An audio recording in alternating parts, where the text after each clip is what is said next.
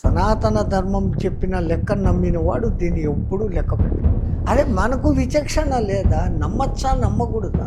ప్రపంచమంతా మీ అరచేతిలో ఉంది. ఇప్పుడు ఈ దిక్కుమల్ల సెల్ ఫోనా దాంట్లో అన్నీ ఉంది. దేవుడు ఎక్కడో లేడు, మన దేవుళ్ళ ఆటలోనే ఉన్నాడు. తమాషా ఇప్పుడు అట్లే ఉంది.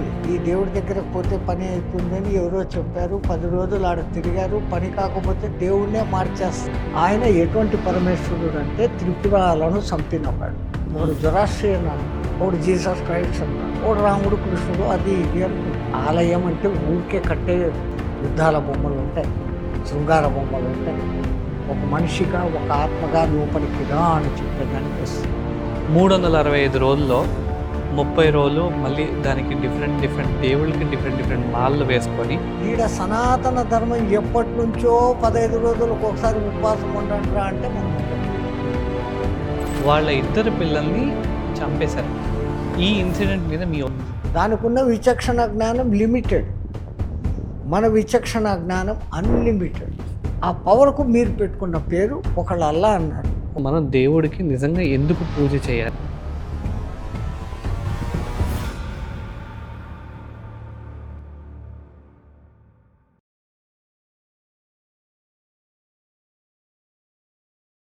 నమస్కారం స్వామీజీ. Hari Om. Welcome to InTalks podcast. Thank you. సుమారుగా 2 నెలల నుంచి మేము ఈ వార్ కానివ్వండి, బయట జనాలు మాట్లాడుకోవడం, కల్కి గురించి మాట్లాడుకోవడం కానివ్వండి, యాజ్ వెల్ యాజ్ మా జనరేషన్, మా నెక్స్ట్ జనరేషన్ వాళ్ళకి చిన్న డౌట్స్ కానివచ్చు, అపోహలు నేను అంటాను. ఈ టెంపుల్స్ గురించి, దేవుణ్ణి ఎందుకు పూజించాలనే దాని గురించి, తర్వాత కల్చర్ గురించి, వేరియస్ ఫ్యాక్టర్స్ ఒక సరైన వ్యక్తి మాట్లాడితే బాగుంటుందని మాకు చాలా అనిపించేది అప్పుడప్పుడు. ఈ లాస్ట్ 2 monthsగా మేము మీకోసం వెయిట్ చేస్తాం కూడా దానికోసమే. వాసుదేవ్ ఒక 109 years ఏజ్ పెట్టుకొని, అంటే మేము World War I, World War II actually బుక్స్లో చదివాము. మీరు నిజంగా చూసారు యాక్చువల్లీ ఇది. సో గాంధీ గారితో కలవటం కానీ, ఈ 109 సంవత్సరాల యొక్క జీవిత రహస్యం ఏంటి అసలు? గం గణపతియే నమః, అయం సరస్వత్యే నమః. నారాయణ సమారంభం శంకరాచార్య మధ్యమాం, అస్మదాచార్య పరంపరాం వందే గురు పరంపరాం.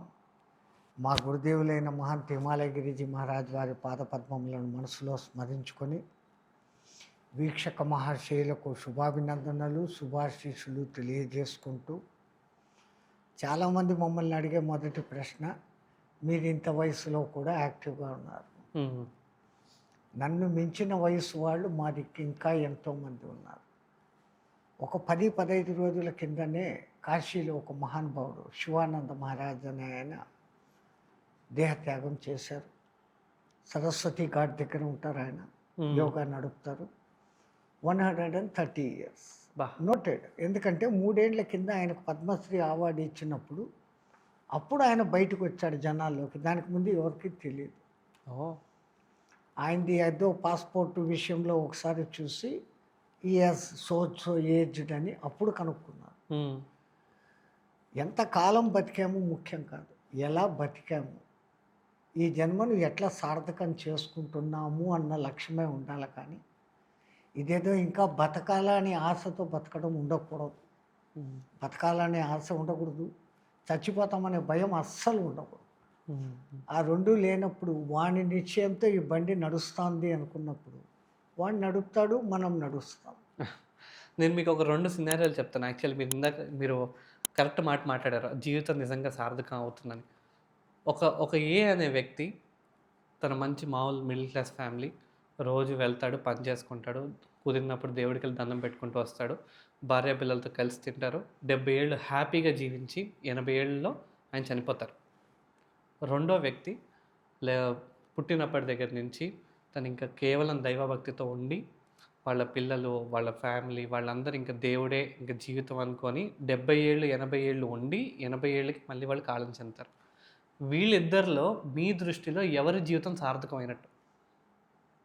ఇద్దరిది సార్థకతే. ఒక విధంగా చెప్పాలంటే సంసారి ఇంకా సార్థకత.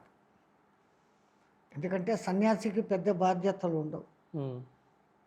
ధర్మ పరిరక్షణార్థము ఎప్పుడైనా ఎదురు తిరగవలసి వస్తే తిరుగుతాడేమో తప్ప, లేకపోతే ఎవరు మెచ్చుకున్నారనో ఎవరు తిట్టినారనో ఫీలింగ్స్ వాడికి ఉండవు. ఆడి సాధనలు ఆడు చేసుకుంటూ వెళ్ళిపోతాడు. కానీ ఒక సంసారి తన సంసారాన్ని చూసుకుంటూ ఉండాలి, సొసైటీలో పేరు నిలబెట్టుకోవాలి, తన బిడ్డల్ని బాగా బ్రాటప్ చేసి తీసుకుని రావాలి, వచ్చిన వాళ్లకు అతిథి సత్కారాలు చేయాలి. అయ్యా ఎవరో చదువుకునేదానికి కావాలా అంటే వాడికి బ్రహ్మచారులకు సాయం చేయాలి. తన సాటి కుటుంబీకులకు ఆర్థికంగా కానీ సామాజికంగా కానీ తనకు చేతనైనంత చేయాలి. పెద్దవాళ్ళైన వానప్రస్తులు ఎవరైనా ఉంటే కర్మ ఓల్డ్ ఏజ్ హోములు అనే మన పవిత్ర భారతదేశంలోకి వచ్చాయి, కానీ దానికి ముందు అది ఉండేది కాదు. ఎక్కడైనా ఏ ఊరికి వెళ్ళినా పెద్దవాళ్ళు ఉంటే ముందు వాళ్ళ ఆశీర్వాదాలు తీసుకునేవాడు. ఎందుకంటే వాళ్ళ జీవితాన్ని చదివి ఉన్నారు, వాళ్ళ అనుభవాలు చెప్తారు. అవి పంచుకునే పాతకాలంలో పెద్దవాళ్ళను అంతగా గౌరవించేవాడు. సమిష్టి కుటుంబాలు ఉండేవి. అన్నిటినీ చూసుకుంటూ కూడా ఆ దేవుడు చింతన, ఆధ్యాత్మికత, ఒక ధ్యానము, ఒక భక్తి, ఏదో ఒక రూట్. ఇప్పుడు అనేక యోగాలు ఉన్నాయి మన కళ్ళెదురు, దేన్ని పట్టినా చేరేది అక్కడికే. కానీ ఇన్నిటి మధ్య దాన్ని పట్టుకొని దాన్ని నిర్వర్తిస్తూ పోవడం అనేది చాలా గ్రేట్ మా దృష్టిలో. సో ఒక అన్నీ వదిలేసిన సన్యాసి ఏ మోక్షాన్ని పొందుతాడు అని అనుకుంటాము, అంతటిదే సంసారికి కూడా అదే అర్హత ఉంది. ఓకే, తన ధర్మం ఏది ఎక్కడ ఎట్లా ప్రవర్తించాలనో అక్కడ అట్లా చేసినప్పుడు దాంట్లో మళ్ళీ మిలావట్ చేస్తే గడబడి. ఓకే, దేవుని దగ్గరికి పోయి నాకు ఇంకా వ్యాపారం బాగా చేయి, వాణి వ్యాపారం పాడు చేయి, అక్కడ పోయి అది అడగకూడని విషయం. వ్యాపారంలో దేవుడు అంటే వ్యాపారం చేయలేవు, వ్యాపారంలో మోసం ఉంటుంది. దేవుడు చూస్తాడు, నేను మోసం చేయను అంటే వ్యాపారం నడవదు. వ్యాపారం దగ్గర దేవుడు లేడు, దేవుడి దగ్గర వ్యాపారం లేదు. దేనికి దానిగా ఉన్న మనిషి ఎంత గ్రేట్గా ఉంటుంది. బట్ టైం డీవియేషన్ చేసుకొని ఏ పని ఎప్పుడు చేసుకోవాలి, ఏ పనికి ఎంత కేటాయించాలి, నా కుటుంబం కోసం ఎంత, నా వ్యక్తిగత ఆరోగ్యం కోసం ఎంత, నా ఆధ్యాత్మిక ఉన్నతికి ఎంత, సమాజానికి నేనేం చేయాలి, ఏ ఏ టైంలో ఏ పార్టులో ఎక్కడ నర్తించాలనో ఆ విధంగా నర్తించుకుంటూ పోతే he is the greatest matter in my views. నా దృష్టిలో ఆయన అంత గొప్పవాడు ఇంకోటి లేడు. ఇవాళ జనరేషన్లో నిజంగా ఒక నిమిషం మెడిటేషన్ కూర్చొని చేసేవాళ్ళు చాలా తక్కువ మంది ఉన్నారు. అంటే వాళ్ళు డిస్ట్రాక్ట్ అయిపోతున్నప్పుడు you have to spare time. At least ఈ young generation people total 1.5 hours 2 hours చేయలేకపోయినా పొద్దున ఒక 1/2 hour, లంచ్ టైంలో ఒక 1/2 hour, సాయంత్రం ఒక 1/2 hour. ఎక్సర్సైజులు అక్కర్లేదు వాళ్ళకి, ఇప్పుడు కుర్చీల్లోనే ఎక్సర్సైజులు నేర్పిస్తున్నారు. పీస్ ఆఫ్ మైండ్ కావాల్సింది ధ్యానం. అది మన మైండ్ని షార్పెన్ చేసి వర్క్లో ప్రోగ్రెస్ కూడా వస్తుంది. అది రావాలంటే ధ్యానం చేయాల్సిందే. ధ్యానం అంటే మరి ఇప్పుడు నేను చెప్పింది ఏదో ఒక దాని మీద కాన్సన్ట్రేషన్ పెట్టినప్పుడు ఈ మొత్తం ఉన్న టెన్షన్ అంతా అక్కడ రిలీవ్ అయిపోతుంది. మరి ఇప్పుడు అలాంటప్పుడు ధ్యానంకి పూజ చేయడానికి అసలు రెండింటికి తేడా ఏంటి సార్? పూజ బాహ్యంగా మనం మంత్రాలు చదువుతూ ముందుగానే పుస్తకంలో మన పూర్వీకులు చెప్పినట్లు ఈ దేవుడికి ఈ పూలు ఇష్టము, ఈ ప్రసాదం ఇష్టము. నిజానికి ప్రసాదం మనమే తింటున్నాం, కానీ అక్కడ అది పెట్టినప్పుడు ఆయనకు నివేదన చేసి తిన్నాము అన్న భావన వచ్చినప్పుడు అది ఆయన ప్రసాదము అంటాం. మనం వండుకొని తినేది ఈటింగ్ ఫర్ ఫుడ్ అనే లెక్కలో మనం తింటాం. ఆ తేడా వస్తుంది. భగవంతునికి అర్పణ చేసి ఆయన ఇచ్చింది నేను తింటున్నాను అన్న వినయ భావన వస్తుంది. ఆ రెండవది ఏ ఏ దినము, ఏ ఏ రోజు, ఏ పండగప్పుడు ఏ దేవుడికి ఎట్లా చేయాలి, ఆ చేస్తున్నప్పుడు మీకు ఇంకా ఆయనతో సఖ్యత పెరిగి మా దేవుడికి ఈ రకమైన బట్టలు కట్టాలి, ఈ నగలు వేయాలి, ఇట్లా చేయాలి, మా శివుడికి అయితే ఈ రకమైన అభిషేకాలు చేయాలి, అమ్మవారికి ఇట్లాంటివి చేయాలి అని ఆ లింకు తాధ్యాత్మికత అనేది బాగా పెరిగినప్పుడు మనసు పెట్టి మీరు అక్కడ చేస్తారు పని. ఏదో పండగ చేసేయాలంటే చేసాం, హారతిట్ట పట్టి తిప్పేస్తామని తిప్పరు. ఆ తిప్పుతున్నప్పుడు ఆ దివ్యమంగళ రూపం యొక్క కాళ్ళలో ఏమున్నాయి, కడియాలు ఎట్లున్నాయి, చేతుల్లో ఏమున్నాయి, నడుముకి ఏం కట్టుకున్నాడు, చేతిలో వేణువు ఎట్లుంది, నగలు ఏమున్నాయి, అవన్నీ అనుభవిస్తూ చూస్తూ కళ్ళతో చూసి ఆ తర్వాత ఎక్కడో ఒక చోట కళ్ళు మూసుకుంటే ఆ చూసిన భావన మన అంతర్నేత్రానికి కనపడాలా అని మన పూర్వీకులు. అంటే నీ ఇన్నర్ ఐని ఓపెన్ చేసేదానికి టెక్నాలజీ. బాహ్యంగా ఇంత చేసి కళ్ళు మూసుకొని ఈరోజు పొద్దున పూజ అట్లా మొదలు పెట్టానండి, నైర్మాల్యం ఇట్లా తీశానండి అని ఏమేమనుకుంటుంటే మీరు చేసిన సీన్ అంతా మీకు మళ్ళీ మీకే కనపడుతుందా? So you are invoking your inner eye. Visualization. దాన్ని ఇంకా ఇంకా పెంచుకునే స్థాయికి పోతే you can able to visualize your previous past also. చూడగల స్థాయికి మనం పోవాలంటే ముందు దానికి ఈ టేమింగ్ అలవాటు చేయటం. అందుకని మన పూర్వీకులు ఈ ఇట్లా పద్ధతి ఇట్లా చేయాలని మాటి మాటికి చెప్తారు. ఆ చెప్తున్నదంతా చేసేసి మళ్ళీ కళ్ళు మూసుకొని అమ్మయ్య ఈ పొద్దు పూజ అయింది, పంతులు గారిని పంపించేసాం, ఎట్లా చేశాం అని అనుకుంటే అది చేసిందంతా కనపడింది అంటే మీలో ఇన్నర్ ఐ డెవలప్ అవుతుంది. ఎక్కడో చూసిన ఒక సినిమానే 10 రోజుల తర్వాత మీరు గుర్తుపెట్టుకుంటారు. అప్పటికప్పుడు చేసిన పూజను గుర్తుపెట్టుకుంటే ఇంకెంత అద్భుతంగా ఉంటుంది. ఇవాళ ఈ జనరేషన్ కానివ్వచ్చు, నెక్స్ట్ జనరేషన్ కానివ్వచ్చు, వాళ్ళకుండా ఉన్న ఒక డౌట్ ఏంటంటే అసలు మనం దేవుడికి నిజంగా ఎందుకు పూజ చేయాలి అనేది. ఇప్పుడు ఒక యజమాని దగ్గర పనిచేస్తాడు. ఆ యజమానికి కృతజ్ఞత చూపాలా లేదా? ఆయన కొంచెం జీతం ఇస్తున్నాడు, ఆ జీతంతో నువ్వు సాటిస్ఫై కావచ్చు కాకపోవచ్చు. అఫ్కోర్స్ ఈ మాత్రమన్నా ఆయన ఇస్తున్నాడు అన్న ఒక భావన ఉంటుంది యజమాని విషయం. అవునా? అవును. అట్లా ఈ చరాచర ప్రపంచానికి ఒక్క యజమాని.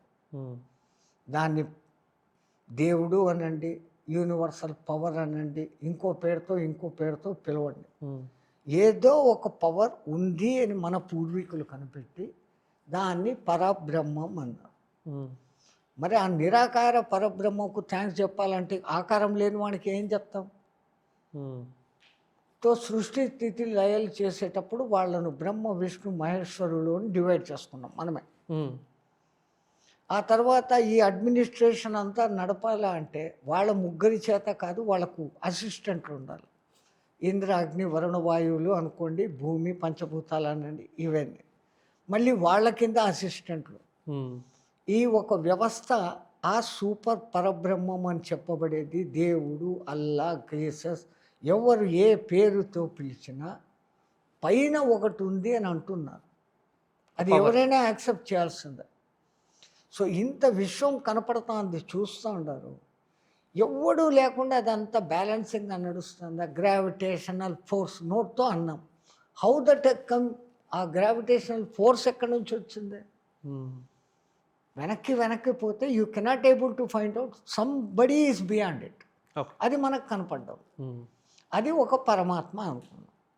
ఆ తర్వాత ఆయన మన వాళ్ళు రాసిన కథల ప్రకారం రాముడు తల్లిదండ్రులతో ఎట్లా ఉండాలా, రాజ్యం ఎట్లా చేయాలా, అన్నదమ్ములు ఎట్లా ఉండాలా, ఆ ఆదర్శాలు చూపించాడు. మనం ఆ ఆదర్శాలను పాటిస్తే మనం బాగుంటామా బాగుంటాం. తో రాముడిని దేవుడు అన్న. ఆ దేవుడికి మళ్ళీ మాటికి గుర్తు చేసుకుంటూ ఆయన చేసిన పనులు గుర్తుపెట్టుకుంటూ ఉంటే మనం ఈ భౌతిక జీవితంలో ఆ తప్పులు ఏదైనా చేయకుండా ఉంటాం. దేవుడు అన్న ఒక భయం ఉంది. ఆ భయం పెట్టినప్పుడు కనీసం అంటే తప్పులు చేయకుండా ఉంటాం. ఇంకా దానికి కూడా తెగాయించి దేవుడు చూస్తే ఏం చూడకపోతే ఏం, నేను చేసేదే అనుకునే వానికి నేను చెప్పలేను. కానీ ఎప్పుడు ఈ కాన్సెప్ట్ పెట్టారు, దేవుడు అనే ఒక భయం ఉన్నప్పుడు నువ్వు నిజాతిగా నీతిగా ధర్మంగా ప్రవర్తిస్తావు. అమ్మో ఆయన చూస్తున్నాడు అన్న ఒక భయం ఉన్నది. ఆటోమేటిక్గా ఆయన చూస్తూనే ఉన్నాడు, చూడకుండా లేడు. మేము నమ్మేది ఉన్నాడు, ఆల్మైటీ ఈజ్ దేర్.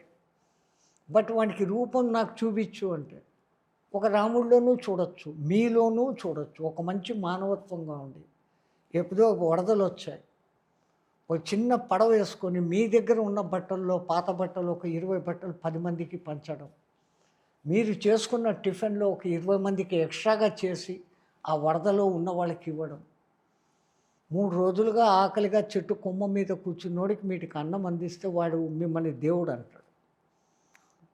తాత్కాలికంగా ఆయన దృష్టిలో మీరు దేవుడైనాడు. దేవుడు ఎక్కడో లేడు, మన దేవుళ్ళ ఆటలోనే ఉన్నాడు దేవుడు. నాకు అది కావాలా, నాకు ఇది కావాలా, ఎవరిని అడగాల? అమ్మ నాన్న ఒక లిమిట్ వరకు ఇస్తారు, ఆఫీసర్ ఒక లిమిట్ వరకు ఇస్తాడు. బియాండ్ దట్, ఆ బియాండ్ దట్ ఉన్నప్పుడు ఎవడో ఒకడు ఉన్నాడు, వాడిని అడుగుతాం అని అంటారు. ఆ అడిగేది ఫుల్ఫిల్మెంట్ ఇష్టపూర్వకంగా మీరు అడిగినప్పుడు మీలోనే విల్ పవర్ మళ్ళా పనిచేసి ఆ కష్టానికి తగిన ఫలం మీకే దొరుకుతుంది. మీరే ఎక్కువ కష్టపడతారు, మీరే ఎక్కువ సంపాదించుకుంటారు. ఆ దేవుడు అన్న కాన్సెప్ట్ పెడితే వెనకల ఎన్ని రకాల మెకానిజాలు జరుగుతాయి. ఒక ప్యూర్ రీసెర్చ్ అనే ఒక కమిటీ ఏం చేశారంటే స్వామీజీ, ఎంతమంది మెట్రోపాలిటన్ సిటీస్లో, హైదరాబాద్ కావచ్చు, ముంబై కావచ్చు, ఇటువంటి సిటీస్లో 10లో 6 మాత్రమే దేవుడికి జాబ్ కావాలనో, వాళ్ళ హెల్త్ బాగోవాలనో, ప్లస్ ఎగ్జామ్స్ పాస్ అవ్వాలనో, ఈ 3 ఫ్యాక్టర్స్ మీద తప్ప మిగతా ఫ్యాక్టర్స్లో ఎప్పుడు దేవుణ్ణి పూజించరంట. సో యూజువల్లీ మీరన్నది ఏంటి, దేవుణ్ణి మనం అడిగితే ఫుల్ఫిల్మెంట్ అయితే మనకొక దాన్ని ఏమంటారంటే మనకొక కోరిక తీరింది అంటారు. కోరిక తీరింది అనుకున్నాం కదా. ఇప్పుడు ఒకవేళ అదే కోరిక తీరకపోతే మళ్ళీ ఈ 6 దేవుడిని బ్లేమ్ చేస్తున్నారు కదా. తమాషా ఇప్పుడు అట్లే ఉంది. ఈ దేవుడి దగ్గరకు పోతే పని అవుతుందని ఎవరో చెప్పారు, 10 రోజులు ఆడ తిరిగారు, పని కాకపోతే దేవుడినే మార్చేస్తాను.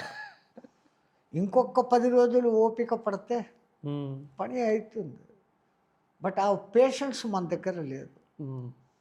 అందుకే సబర్, ఓపిక, పేషెన్స్ అనేది అన్నిటికన్నా ముఖ్యం. రెండవది, మనకు శక్తికి మించిన టార్గెట్లు మనమే పెట్టుకొని దేవుడా ఇది చెయ్యనపోయి అక్కడ అడుగుతాను. మా హిందీలో అంటారు, ఓ కప్ దేనా వాడు ఎప్పుడు ఇవ్వాలనో అప్పుడు ఇస్తాడు, ఎంత ఇవ్వాలనో అంత ఇస్తాడు, ఎక్కడ ఇవ్వాలనో అక్కడ ఇస్తాడు, ఎట్లా ఇవ్వాలనో అట్లా ఇస్తాడు. అది మన సనాతన ధర్మం నమ్మే పద్ధతి. మరి అటువంటప్పుడు ఆయన అడగాల్సిన అవసరం ఏముంది? న్యాయంగా అయితే ఆయన అడగాల్సిన పని లేదు. ఏమన్నా అడగాలంటే ఏం అడగాల? పరమాత్మ ఒక అంగవికలునిగా కాకుండా నాకు 2 కాళ్ళు, 2 చేతులు, కండ్లు, చెవులు అన్నీ యాక్టివ్గా ఇచ్చావు, దీనికి నీకు ధన్యవాదాలు అని అనగలిగితే వాడు ఇవ్వాల్సిందంతా ఇస్తూనే ఉంటాడు. మనము కోరికల కోసమే అక్కడికి పోతూ ఉన్నాం. మీరు అన్నట్లు 10 మందిలో 8 మంది గుడికి పోతూ ఉంటారంటే కోరికలతోనే పోతూ ఉన్నారు.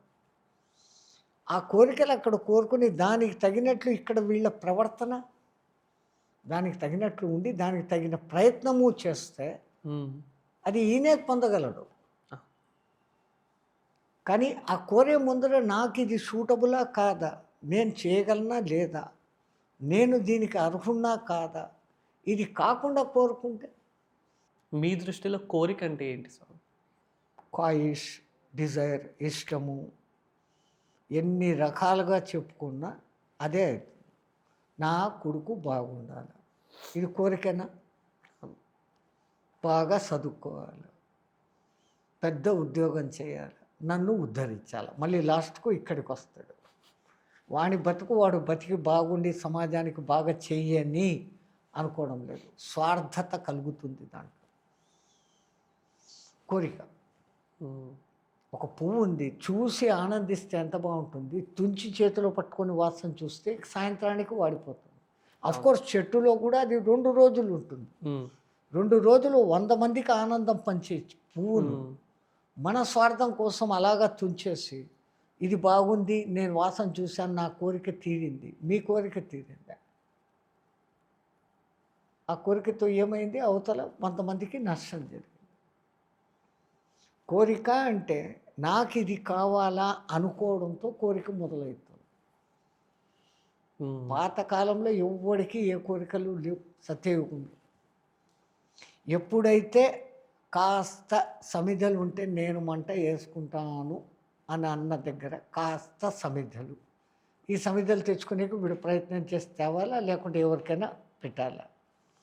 సమిధలు సరి అనేటివి దొరకకపోతేనో పొగ వస్తేనో మళ్ళా కోరిక తీరలేదనే బాధ. ఇక్కడ నుంచి మొదలుపెట్టి ప్రతి ఒక్కటి కోరికనిగానే మానవునికి మారుతాం. సో స్వామీజీ, ప్రజెంట్ జనరేషన్ యొక్క వాళ్ళు మెడిటేషన్ చేయాలంటే ఒక 8 సెకండ్స్ మాత్రమే మెడిటేషన్ చేయగలుగుతున్నారు. దాని తర్వాత వాళ్ళకి ఈ థాట్స్ రావడం, డిఫరెంట్ డీవియేట్ అవ్వడం జరుగుతుంది కదా. మా జనరేషన్ మెడిటేషన్ చేయాలని ఒక టెక్నిక్ ఉంది. అనుకున్నంతసేపు ఎంతసేపు అయినా మెడిటేషన్ చేసుకోగలం. అసలు మెడిటేషన్ అంటే ఏంటి? Thoughtless stage. మనస్సులో ఆలోచన రాని స్థితిలో ఉన్నప్పుడు పీస్ ఆఫ్ మైండ్ దొరుకుతుంది అన్న ఉద్దేశంతో చేశారు. మైండు, మెదడు, హృదయము ఎన్ని మాటలు చెప్పి మనల్ని కన్ఫ్యూషన్. ఉన్నది ఒకటి. ఆ ఒక్కదాన్ని పీస్ఫుల్గా ఎట్లా పెట్టాలి? ఆలోచించేటప్పుడు అది బుర్ర, కోరుకునేటప్పుడు అది మనస్సు. కోరికలు ఎప్పుడూ వస్తూనే ఉంటాయి. మనస్సు చంచలం. ఈ చంచల మనస్సును నిలబెట్టేదానికి ఆ మనస్సుకే ఒక పాయింట్ ఇచ్చి నువ్వు దీన్ని చూస్తూ ఉండు అన్నప్పుడు ఈ మనస్సు దాంట్లోనే ఉంటుంది. మనస్సు ఎగరదు. ఓకే. ఒకటి తీరినాక రెండోది కొరత వస్తుంది. సముద్రపు అలలు ఒక అల వచ్చినాక ఇంకొక అల ఎట్లా వస్తుందో ఒక కోరిక పుడుతుంది. ఆ కోరిక తీరుతుందో లేదో అంత లోపల మళ్ళీ ఇంకోటి వస్తుంది. ఇది కంటిన్యూస్ ప్రాసెస్. మేలుకొని ఉన్నప్పుడే కాకుండా నిద్రపోయినప్పుడు కూడా ఈ మనసు తాను విన్నది, చూసింది, ఊహించింది అంతా మనకు మళ్ళా కళల రూపంలో ప్రొడ్యూస్ చేస్తూ ఉంటుంది. అది కూడా అలసిపోయినప్పుడు మనం సౌండ్ స్లీపు అనబడేటువంటి సుషుప్తి నిద్రా స్థితిలోకి పోతున్నాం. ఇప్పుడు ధ్యానం చేసి ఆ సుషుప్తి స్థితిలోకి పోగలగడం. ఓకే. దీనికి మన పూర్వీకులు అనేకమైన మార్గాలు చెప్పారు. ఏదో ఒక మంత్రాన్ని కంటిన్యూగా చాంటింగ్ చేయి, లేదా ఏదో ఒక రూపాన్ని తదేకంగా దాన్నే చూస్తూ కళ్ళతో ముందు చూడు, కళ్ళు మూసుకొని కూడా దాన్ని చూడు. అది ఎంత కీన్గా చూడాలంటే ఇప్పుడు ఈ కృష్ణ పరమాత్మ ఇక్కడ ఉన్నాడు. తెల మీద నెక్మిలిపించిన దగ్గర నుంచి ఆయన కిరీటం ఎట్లాగో ఉంది, పెట్టుకున్న నామం ఎట్లుంది, చెవులో కమ్మలు ఎట్లున్నాయి, కంఠంలో హారాలు ఉన్నాయి, చేతిలో పిల్లంగు ఎట్లుంది, ఆయన త్రిభంగిలో ఎట్లా నిలబడి ఉన్నాడు, వెనకల ఆవు ఉందా, లేదా గోపికలతో ఉన్నాడా, రాధతో ఉన్నాడా, కింద పచ్చిక ఉందా, బండ మీద ఉన్నాడా, ఈచ్ అండ్ ఎవ్రీథింగ్, ఆయన వేసుకున్న డ్రెస్, ఆ పంచకట్టు ఎట్లా ఉంది, గోపీనం ఎట్లా ఉంది, ఇవన్నిటినీ 10 సార్లు అబ్జర్వ్ చేస్తూ ఉంటే ఇంకా రెండో థాట్ ఎక్కడ వస్తుంది? అవును. అలాగనే మంత్రం. చాలామంది మంత్రాన్ని చదవలేకపోవచ్చు, చాలామంది రూపాన్ని ఊహించలేకపోవచ్చు.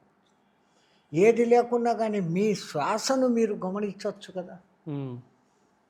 ఆ గమనింపు కూడా ఈ ఇడా, పింగళ, సుషుమ్న, కృష్ణనాడి, శీతలనాడి ఈ కథలన్నీ కన్ఫ్యూజన్ లేకుండా జస్ట్ ఇన్హేలింగ్ అండ్ ఎక్సేలింగ్ దాన్ని అబ్జర్వ్ ఏ పొద్దున్నా చేసామో నిజంగా మనము తమాషా, మనకు ప్రాణం అది ముఖ్యం.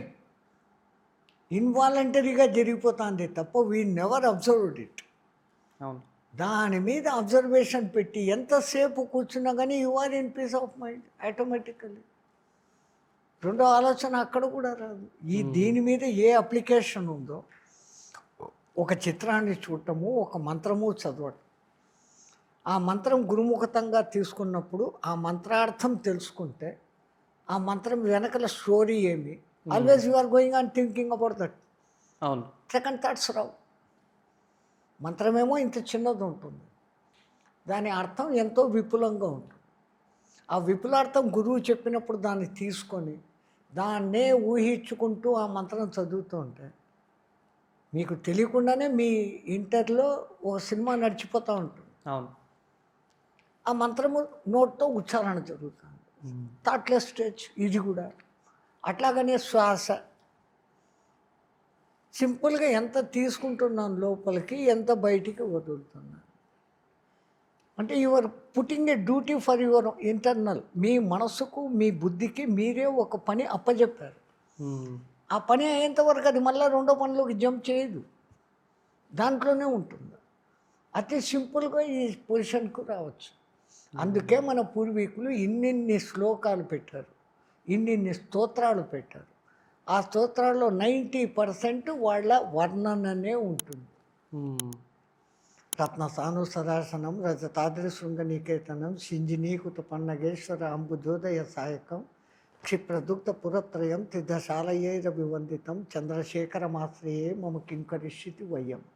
నోటితో అయితే కంఠస్థం చేశాం.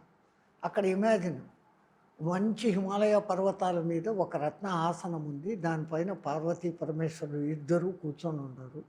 ఒక దిక్కేమో పాము బుస పెడతా ఉంది, అయినా పరమేశ్వరుడు అమ్మ ముఖం చూస్తూ ఉన్నాడు.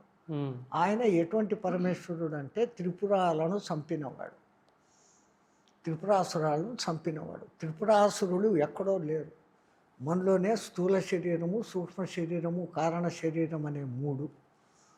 స్థూలము జాగృత అవస్థ, నిద్రావస్థ, సుషుప్తి అవస్థ అనే ఈ మూడు పురాల లోపల ఉన్న ఆత్మతత్వం ఒకటి.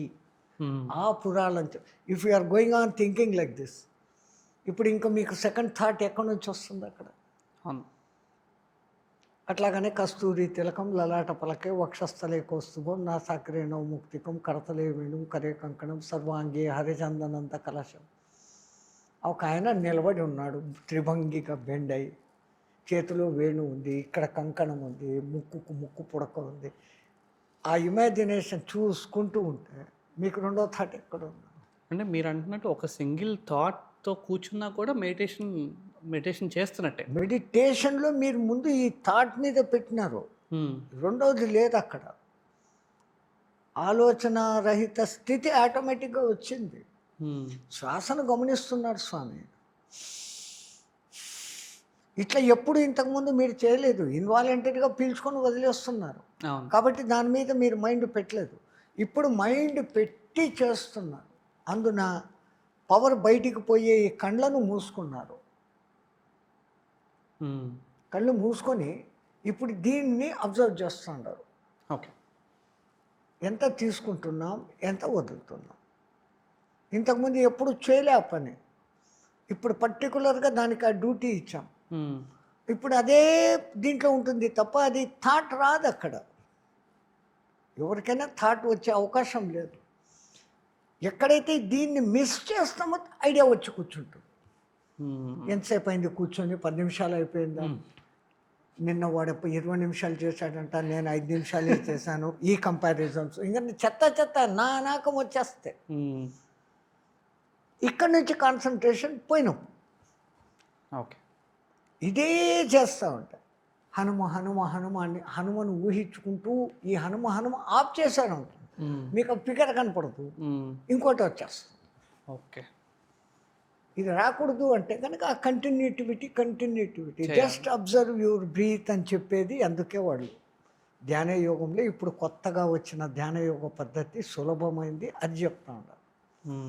దీంట్లో మాలాగా కష్టపడి ఆసనాలు వేయాల్సిన పని లేదు, ప్రాణాయామాలు చేయాల్సిన పని లేదు, మంత్రాలు చదవాల్సిన పని లేదు. సింప్లిఫైడ్ చేశారు.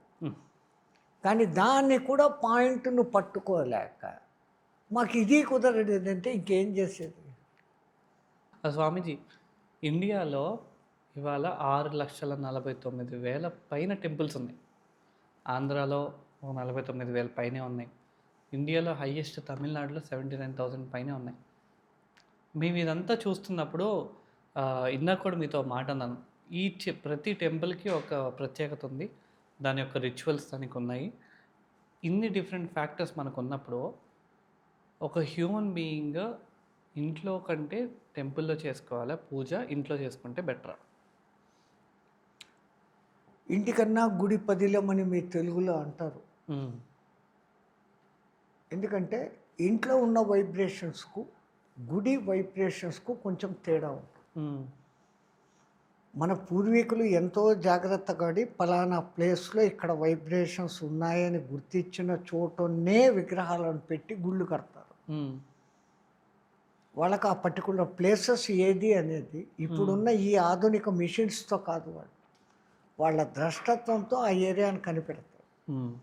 ఒక పెద్ద ఋషి మునీశ్వరుడు తపస్సు చేసిన ఏరియా వాని వైబ్రేషన్స్, ఒక పవిత్ర నది దాని వైబ్రేషన్స్, ఇట్లా అనేక కోయిడెన్సెస్లు జరిగిన ప్లేసెస్లోనే పెద్ద పెద్ద ఆలయాలు కడతారు. చిన్న చితక ఆలయం కట్టినా ఆ విగ్రహానికి ఒక ప్రాణ ప్రతిష్ఠ అని, దానికి ఒక యంత్రము అని, ఒక పర్టికులర్ డే ఈ పూజ చేసి ఇట్లా ప్రతిష్ఠ చేశాము అని పెడతారు. ఇన్ని చేసి పెట్టినప్పుడు అక్కడ ఆ యూనివర్సల్ పవర్ను కొంచెం సక్ చేసే పవర్ అక్కడ ఎక్కువ ఉంటుంది. ఓకే. జైసా తుమారే ఒక ఉదాహరణ బతానా, మీకు ఉదాహరణ చెప్పాలంట, బయట నిలబడ్డారు, అంతా ఎండ ఉంది, ఒక భూతద్దం తీసుకుని ఒక చోట పెడితే కింద పేపర్ కాలుతా. అవును. సో భూతద్దంలో ఉన్న ఆ కాన్సన్ట్రేషన్ పవర్ అనేది అక్కడ తగలబట్టి అయింది. అటువంటి సెంటర్సే ఇవి గుళ్ళు అనేవి. దాని గుళ్ళి అని పిలుస్తున్నారు కానీ న్యాయంగా వాడు ఎంత పెద్ద పేరు పెట్టారు, ఆ లయం, అందులో లయం అయ్యేదానికి రా ఆలయం. అది సిస్టమాటిక్ ఆలయాలు అంటే కనుక 7 ప్రాకారాలతో నిర్మించబడుతుంది.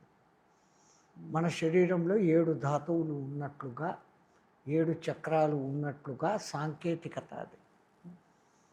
ఆలయం అంటే ఊరికే కట్టేయరు.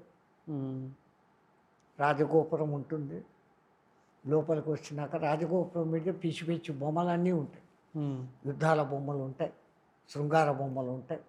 ఇదంతా నీ outer life. Forget all that thing, enter as a human being. ఒక మనిషిగా, ఒక ఆత్మగా లోపలికి రా అని చెప్పేదానికి వస్తుంది. లోపలికి వచ్చినాక బలిపీఠం ఉంటుంది. నీలో ఉన్న దుర్గుణాలను, దుర్భావనలను అక్కడ బలి ఇచ్చేయి. ఆ తర్వాత ధ్వజస్తంభం ఉంటుంది, దాన్ని దర్శించుకొని, ఎందుకంటే కార్తీక దీపాలు దానికి తగిలించి పెడతారు. ఓకే. అది పెట్టినాక ఆ లోపల దేవుడికి సంబంధించిన వాహనం అక్కడ ఉంటుంది, దాన్ని దర్శనం. ఎన్నైనా పైన ముందు గోపురం, ముందు బలిపీఠం, ధ్వజస్తంభం, వాహనం 4. ఆ తర్వాత సంగీత మండపం, దేవునికి సంగీతాలు మధ్య సంగీత మండపం. 6వది దర్శన మండపం. 7వది గర్భ ఆలయం. దానికి ఆ పేరు గర్భ ఆలయం అని పెట్టారు. ఇప్పుడు అంటే అన్ని లైట్లు పెట్టేస్తున్నారు కానీ పాతకాలంలో ఒకే ఒక చిన్న దీపం వెలుగుతూ ఉంటుంది. ఆ విగ్రహం కనపడకుండా ఉంటుంది. మనం పోయినప్పుడు అక్కడ పూజారి హారతి ఇస్తాడు. ఆ మహా వెలుగులో ఆ దివ్యమంగళ రూపాన్ని అద్భుతంగా చూసుకో. అప్పుడు క్లీన్గా చూస్తాం. వచ్చి కనపడుతుంది. బాగా లైట్లలో కనపడితే ఆ లైట్ రిఫ్లెక్షన్ అదంతా ఉంటుంది. ఎన్ని టెక్నిక్. అది చీకటిగా ఉంటుంది. గర్భగృహం, నీ మదర్స్ వూంబ్ గర్భగృహం అనేది. ఓ జీవుడా, నువ్వే నేను, నేనే నువ్వు అని చెప్పడం అక్కడ ఉంటుంది. అందుకని దాని గర్భాలయం. ఆ ఆలయం పైన ఇట్లా శిఖరంలాగా ఉంటుంది, లైక్ ఏ పిరమిడ్. అది యూనివర్సల్ పవర్ను సక్ చేసి అక్కడ లోపల ఉన్న విగ్రహానికి ఎప్పుడు సంపిస్తూ ఉంటుంది. ఓకే. ఆ విగ్రహంలో ఆ పవర్ నిండిపోయినప్పుడు అది తరంగాల రూపంలో అన్ని వైపులకు స్ప్రెడ్ ఇచ్చేస్తుంది. ఇక నిశ్చల్ పానీ మీద నిశ్చలమైన నీళ్ళల్లో రాయి వేస్తే తరంగాలు అన్ని వైపులకు ఎలాగ పోతాయో దాంట్లో నుంచి ఆ విగ్రహం నుంచి ఆ వైబ్రేషన్స్ వస్తాయి. అందుకే మన పూర్వీకులు గుడికి వచ్చిన వాళ్ళకు, గుడికి రాని వాళ్లకు మంచి జరగాల అని ఆ ఆలయాలు అనేది కడతారు. ఓకే. ఊరికి ముందు పక్క, ఊరికి చివరన ఆంజనేయ స్వామి ఉంటాడు. ఆయన గ్రేట్ ప్రొటెక్టర్. కథ ప్రకారం చూస్తే ఆయన ప్రొటెక్టర్. ఆ పోయినవాడు ఆయన చూడంగానే ఆయన కథ తలుచుకుంటాడు. రామాయణంలో ముఖ్య పాత్రధారి, ఇంత సాయం చేసినాడు, అతి బలవంతుడు, చిరంజీవి అనుకుంటూ పోతాడు. ఆ పని అయిపోయింది, ఊళ్ళో బయటికి పోతా అన్నాడు, చూస్తాడు, థ్యాంక్ యూ చెప్తాడు. సో అంతంత వ్యవస్థగా పెట్టినారు. ఏ పని చేసినా వాడిని తలుచుకొని ఊర్లోకి రా, పని అయిపోయినాక వానికి థ్యాంక్స్ చెప్పి పో అని ఊరికి ముందు, ఊరికి చివర ఒక దేవీ దేవత విగ్రహాలు ఉంటాయి. ఊరి మధ్యలో ఇంతకుముందు ఉండేదంతా ఈ పోలేరమ్మ, రాట్లమ్మ, ఆడమ్మ అని చెప్పబడేటువంటి గొడ్డు రాయి. ముందు అది ఉంటుంది, దాని చుట్టూ ఊరు స్ప్రెడ్ అవుతుంది. ఓకే. అది సెంటర్, ఊరికి సెంటర్లో ఒక్కటి ఉండేది. ఓకే. ఆ ఉద్దేశాలతో వాళ్ళు అన్నీ చేస్తే దాని వెనకాల ప్రతి ఒక్కటి ప్లానింగ్. హ్మ్. ఆ బొడ్డురాయి నుంచి ఎడమ వైపు పోతే ఫలానా మునసబు ఇల్లు రా, హ్మ్. ఐడెంటిఫికేషన్. హ్మ్. అవును. ఇప్పుడు మీరు పెద్ద పెద్ద బ్రిడ్జీలు కట్టుకుంటూ ఉండరు. అవును.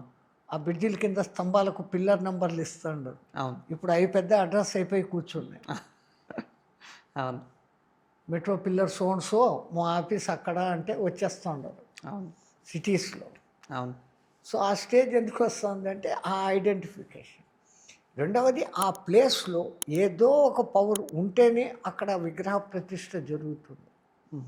ఒక మహానుభావుడు ఎవడో తపస్సు చేసన్నా ఉండాల, ఒక యజ్ఞమన్నా జరిగి ఉండాలి, లేదా అక్కడ ఏదన్నా ఒక కథ నడిచి ఉండాలి. హ్మ్. దానికి ఇండికేషన్గా అక్కడ ఆ ఆలయము నిర్మించబడుతుంది. ఓకే. దాంట్లో ఇంజనీరింగ్ టెక్నాలజీ, ఈనాటి ఇంజనీర్లు కూడా ఎట్లా చేశారా బాబు అని తలకాయ బద్దలు కొట్టుకుంటున్నారు. అవును. బృహదీశ్వర ఆలయం 80 టన్నుల ఆ రాయిని ఆ 270 అడుగుల ఎత్తుకు ఏ క్రేన్ల సాయంతో తీసుకుపోయినారు వాళ్ళు. హ్మ్. అందున దానికి పునాది లేదు. వాళ్లకు ఆ ప్లేస్ గురించి అంత పక్కాగా తెలుసు. ఇక్కడ ఇదంతా రాయి, మనం ఇక్కడి నుంచే కట్టేయచ్చు, పునాది తవ్వాల్సిన పని లేదు హ్మ్. అనే భూగర్భ శాస్త్ర విషయము వాళ్ళకు తెలుసు. హ్మ్. విండ్ మూమెంట్ ఎట్లా ఉంటుంది, ఏ పక్క నుంచి ఏ డైరెక్షన్ ఉంది అనేది తెలుసు. ఆ నార్త్ ఈస్ట్ సౌత్ ఈస్ట్ అంత అక్యురెన్సీ అనేది వాళ్ళకు తెలుసు. బట్ ఎలా తెలుసు అనేది మనకి ఇంతవరకు తెలియదు. హ్మ్. దానికి లోతుల్లోకి పోవాలంటే మీరు ఆగమ శాస్త్ర పుస్తకాలు అన్నీ చదివితే తప్ప ఆ టెక్నాలజీ కొంచెం అర్థమవుతుంది. కానీ ఇవాళ టెంపుల్స్‌లో మనం దేవుడిని దర్శించుకోవాలన్నా వీఐపీ దర్శనం అని ఒక కొంచెం కమర్షియలైజ్ అయిపోయి కాస్ట్‌లీ అయిపోలేదా దేవుడిని అదే నేను చూడాలంటే? చెప్తాను, దేవుణ్ణి నమ్ముకొని బతకండి అని మేమన్నాము. మీరు ఇప్పుడు దేవుణ్ణి అమ్ముకొని బతికే స్థాయికి వచ్చారు. ధర్మాదాయ శాఖ ఉన్నప్పుడు, ధర్మకర్తల మండలి ఉన్నప్పుడు దేవుణ్ణి ఇంతగా అమ్మలే. హ్మ్. అయ్యా మీకు ఇష్టం వచ్చిన కానుకను ఉండిలో వేస్తే ఆ వచ్చిన డబ్బులతో ఉత్సవాలు చేసేదానికి స్వామికి పెడతాము అనేవాళ్ళు. హ్మ్. వాళ్ళు ఏదో దాంట్లో ఇంత జీతాలు తీసుకొని బతికేవాళ్ళు. హ్మ్. రాజులు ఇచ్చిన మాన్యాలు పండించి సంవత్సరం సంవత్సరం జరగాల్సిన ఉత్సవ ఊరేగింపులు అత్యద్భుతంగా చేసుకునేవాడు. హ్మ్. ఈ దెయ్యాల శాఖ వచ్చింది, దేవాదాయ శాఖ. హ్మ్. మొత్తం ఇంకా దూరం నుంచి ఒక టికెట్టు, దగ్గర నుంచి ఒక టికెట్టు, వానికి పెళ్ళికి ఒక టికెట్టు, సావుకో టికెట్టు, హ్మ్. లడ్డుకో టికెట్టు. ఇంకా అనవ కోపం వస్తుంది, హ్మ్. బాధ అనిపిస్తుంది. దేవుణ్ణి అమ్మేస్తున్నా.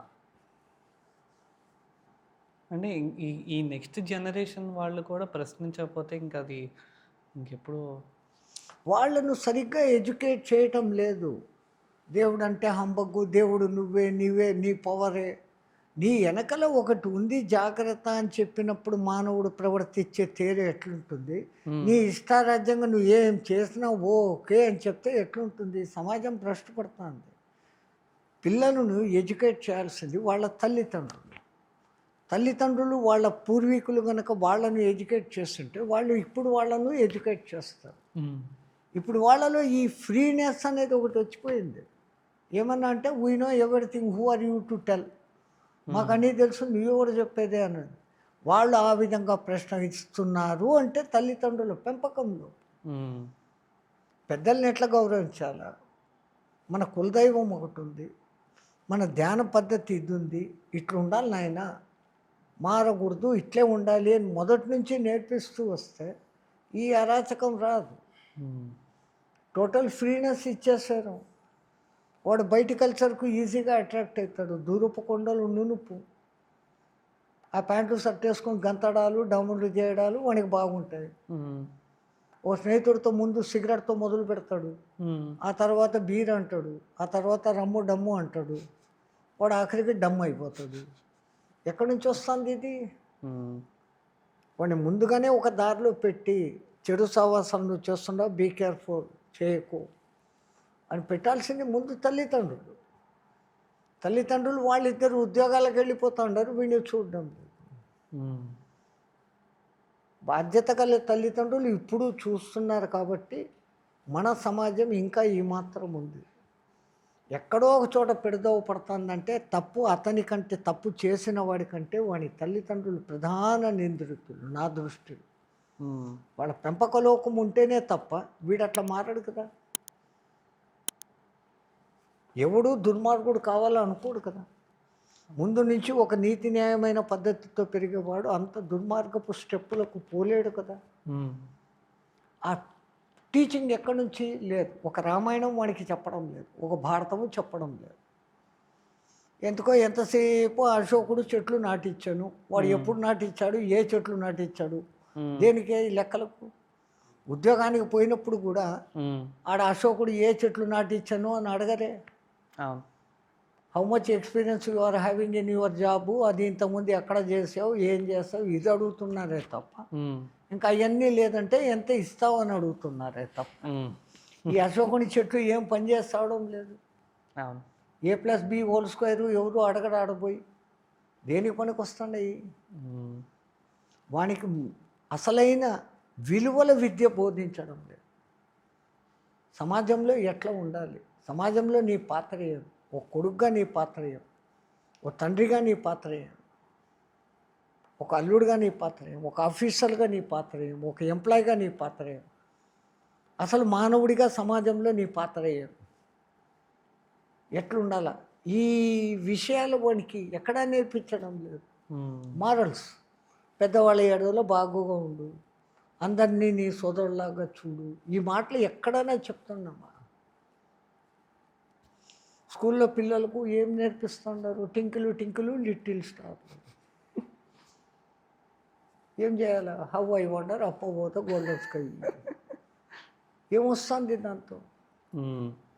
సుమతి శతకాలు, వేమన శతకాలు, కనీసం వేదాలు పురాణాలు అంటే మళ్ళీ ఏదో మతం మాటలు వస్తాయి. సుమతి శతకాలు, వేమన శతకాలు, ఈ ఎంత నీతులు బోధిస్తాండా. ఉప్పు కప్పురము ఒక్క పోలిక నుండి చూడ చూడ రుచుల జాడు, ఎంత ఈజీగా చెప్పినాడు. రెండు ఒకటిగా కనుకుతుంది. నీ విచక్షణ వాడు, దేనికి ఉపయోగపడుతుందో తెలుస్తుంది అని అంటాడు. చిన్న చిన్న మాటల్లో ఎంతో అర్థాలుగా చెప్పిండాడు. విశ్వదాభిరామ వినర వేమ అంటాడు, వేమన పద్యాలు, తులసి శతకాలు, అవి ఎక్కడ నేర్పిస్తున్నాం మనం. ఆఖరికి ఎక్కడికి పోయామంటే మా వాడికి తెలుగు రాదండి అని గొప్పగా చెప్పుకునే స్థాయికి పోయినాం. మీ భాషను మీరే చంపుకుంటూ ఉంటే భాష పోయినాక ఇంకా సంస్కృతి ఏం మిగిలి ఉంటుంది, నీతులు ఎక్కడున్నాయి. తో అప్నా భాష పైలే ప్రధాన్, మీ భాష మీకు ప్రధానం. ఆ భాషలోనే ఇంత సులభమైన నీతులు ఉన్నాయి. ఆ నీతులు చిన్నప్పటి నుంచి నేర్పిస్తుంటే వాడు తప్పదారి ఎక్కడ పోతాడు.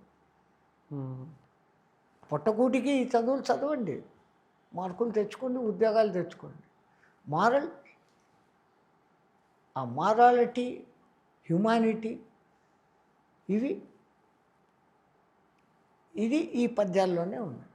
అంటే మీరు ఇప్పుడు చెప్తున్నవి సనాతన ధర్మంలో ఆల్రెడీ చెప్పినవేనా?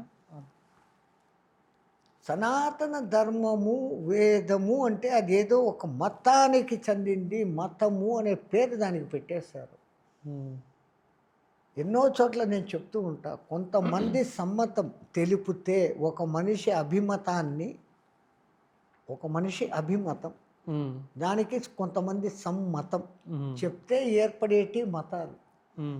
మన దానికి ఫౌండర్ ఒకడు లేడు, అనేక మంది నా తర్వాతి తరాలు అసలు మానవ జాతి ఎలా బాగుండాలో అన్న విశాల భావంతో చూశారు. వసుధైక కుటుంబం అన్న మాటనే ఉంది మంది. అవును, స్వార్థపరత్వం ఎక్కడా కనపడదు. నాకు చేయి, నేను చేస్తున్నాను, ఈ భావన ఎక్కడా లేదు. మా అన్న మాటనే వస్తుంది. శాంతి మంత్రాలు ఉంటాయి చూడండి, సహనావతు సహనౌ భునక్తు సహవీర్యం కరవావహై తేజస్వినావధీతమస్తు, అదైనా కానీ స్వచ్ఛం యోరా వృణీమహే గాతుం యజ్ఞాయం గాతుం యజ్ఞపతయే దైవీ స్వస్తిరస్తున, లేదా స్వస్తి ప్రజాభ్యాం పరిపాలయంతాం న్యాయేన మార్గేణ మహిం మహిషాం గోబ్రాహ్మణేభ్య శుభమస్తు నిత్యం కాలే వర్షంతు పర్జన్యం. భూమి సస్యశాలిని, దేశోయం క్షోభరహితం. ఉమ్, ఎక్కడే కానీ నా అన్న మాట దాంట్లో ఎక్కడా లేదు. అవును. సర్వమానవులు బాగుండాలి, రాజులు బాగా పరిపాలించరు కాక, ప్రజలందరూ బాగుండదురు కాక, ప్రపంచం అంతా ఒక ఆ కుటుంబం. తర్వాత బ్రహ్మజ్ఞానం గురించి ఆలోచించే వాళ్ళు బాగుండు కాక, ఉమ్, ఆవులు బాగుండు కాక, మా భూమి సస్యశ్యామలంగా ఉండుగాక, సకాలానికి వర్షాలు పడుగాక, పుత్రులు లేని వాడికి పుత్రులు కలుగుగాక, పుత్రులు ఉన్నవాడికి పౌత్రులు కలుగుగాక, డబ్బు లేని వానికి డబ్బులు కలుగుగాక, నూరేళ్ళు ఆనంద జీవితం అందరూ కలుగురు కాక. ఏది చెప్పినా అందరూ, మనము, మేము అని ఉంది, కానీ నా అన్న స్వార్థత ఎక్కడా లేనిది సనాతన ధర్మం. ఇది చేస్తే నీకు మంచిది, నువ్వు ఉన్న సమాజానికి మంచిది అని చెప్పింది సనాతన ధర్మం. కానీ సనాతన ధర్మాన్ని ఎందుకు ఒక ఒక పర్టికులర్ రిలీజియన్కి అంకితం చేశారు దాన్ని? అది ఈ దిక్కుమాలిన గవర్నమెంట్ వ్యవస్థలు, ఈ రాచరికాలు, రాజకీయాలు, ఉమ్, రాక్షస క్రీడలు, వాడి స్వార్థము, ఓట్ల కోసము ఒక వర్గాన్ని లేపడము, ఒక వర్గాన్ని అణగొట్టడము చేయడము. అసలు ఆ సబ్జెక్టు మాట్లాడడమే మాకు సరిగ్గా ఇష్టం ఉండదు. సెక్యులర్ అన్నాక అందరికీ ఒకటే రూల్ పెట్టు, దేయాల శాఖ అని పెట్టి మా గుళ్ళ డబ్బులే తీసుకుంటావు. చర్చి అది ఇంకా అది కాంట్రవర్సరీ అవుతుంది ఈ మాటలో. ఉమ్, అందుకని మేము ఈ సబ్జెక్ట్లోకి డీప్గా పోం. అనవసరమైన కాంట్రవర్సరీ, ఏదో విమర్శలు చేసినట్లయితుంది. చేస్తే అందరికీ ఒకే న్యాయము. నువ్వు సెక్యులర్ అన్నప్పుడు మా దాంట్లో ఎందుకు తలదూరుస్తాండావు? ఎవరి దాంట్లో తలదూర్చొద్దు, ఎవరి మత ఆలోచనలు వాళ్ళవి, వాళ్ళ గొప్పది వాళ్ళది, తప్పు లేనే లేదు. వాళ్ళ ఆచారాలు వాళ్ళు పాటించుకొని నువ్వెందుకు ఏలు పెడుతున్నావు? ఉమ్, ప్రభుత్వం చేస్తున్న తప్పు ఇది, అక్కడి నుంచే వస్తుంది. రాజుల కాలంలో ఈ వ్యవహారం లేదు. ఆ రాజు ఏది నమ్ముతాడో అందరూ అదే చచ్చినట్టు నమ్మాలి. ఉమ్. రెండో వ్యవహారం లేదు అక్కడ.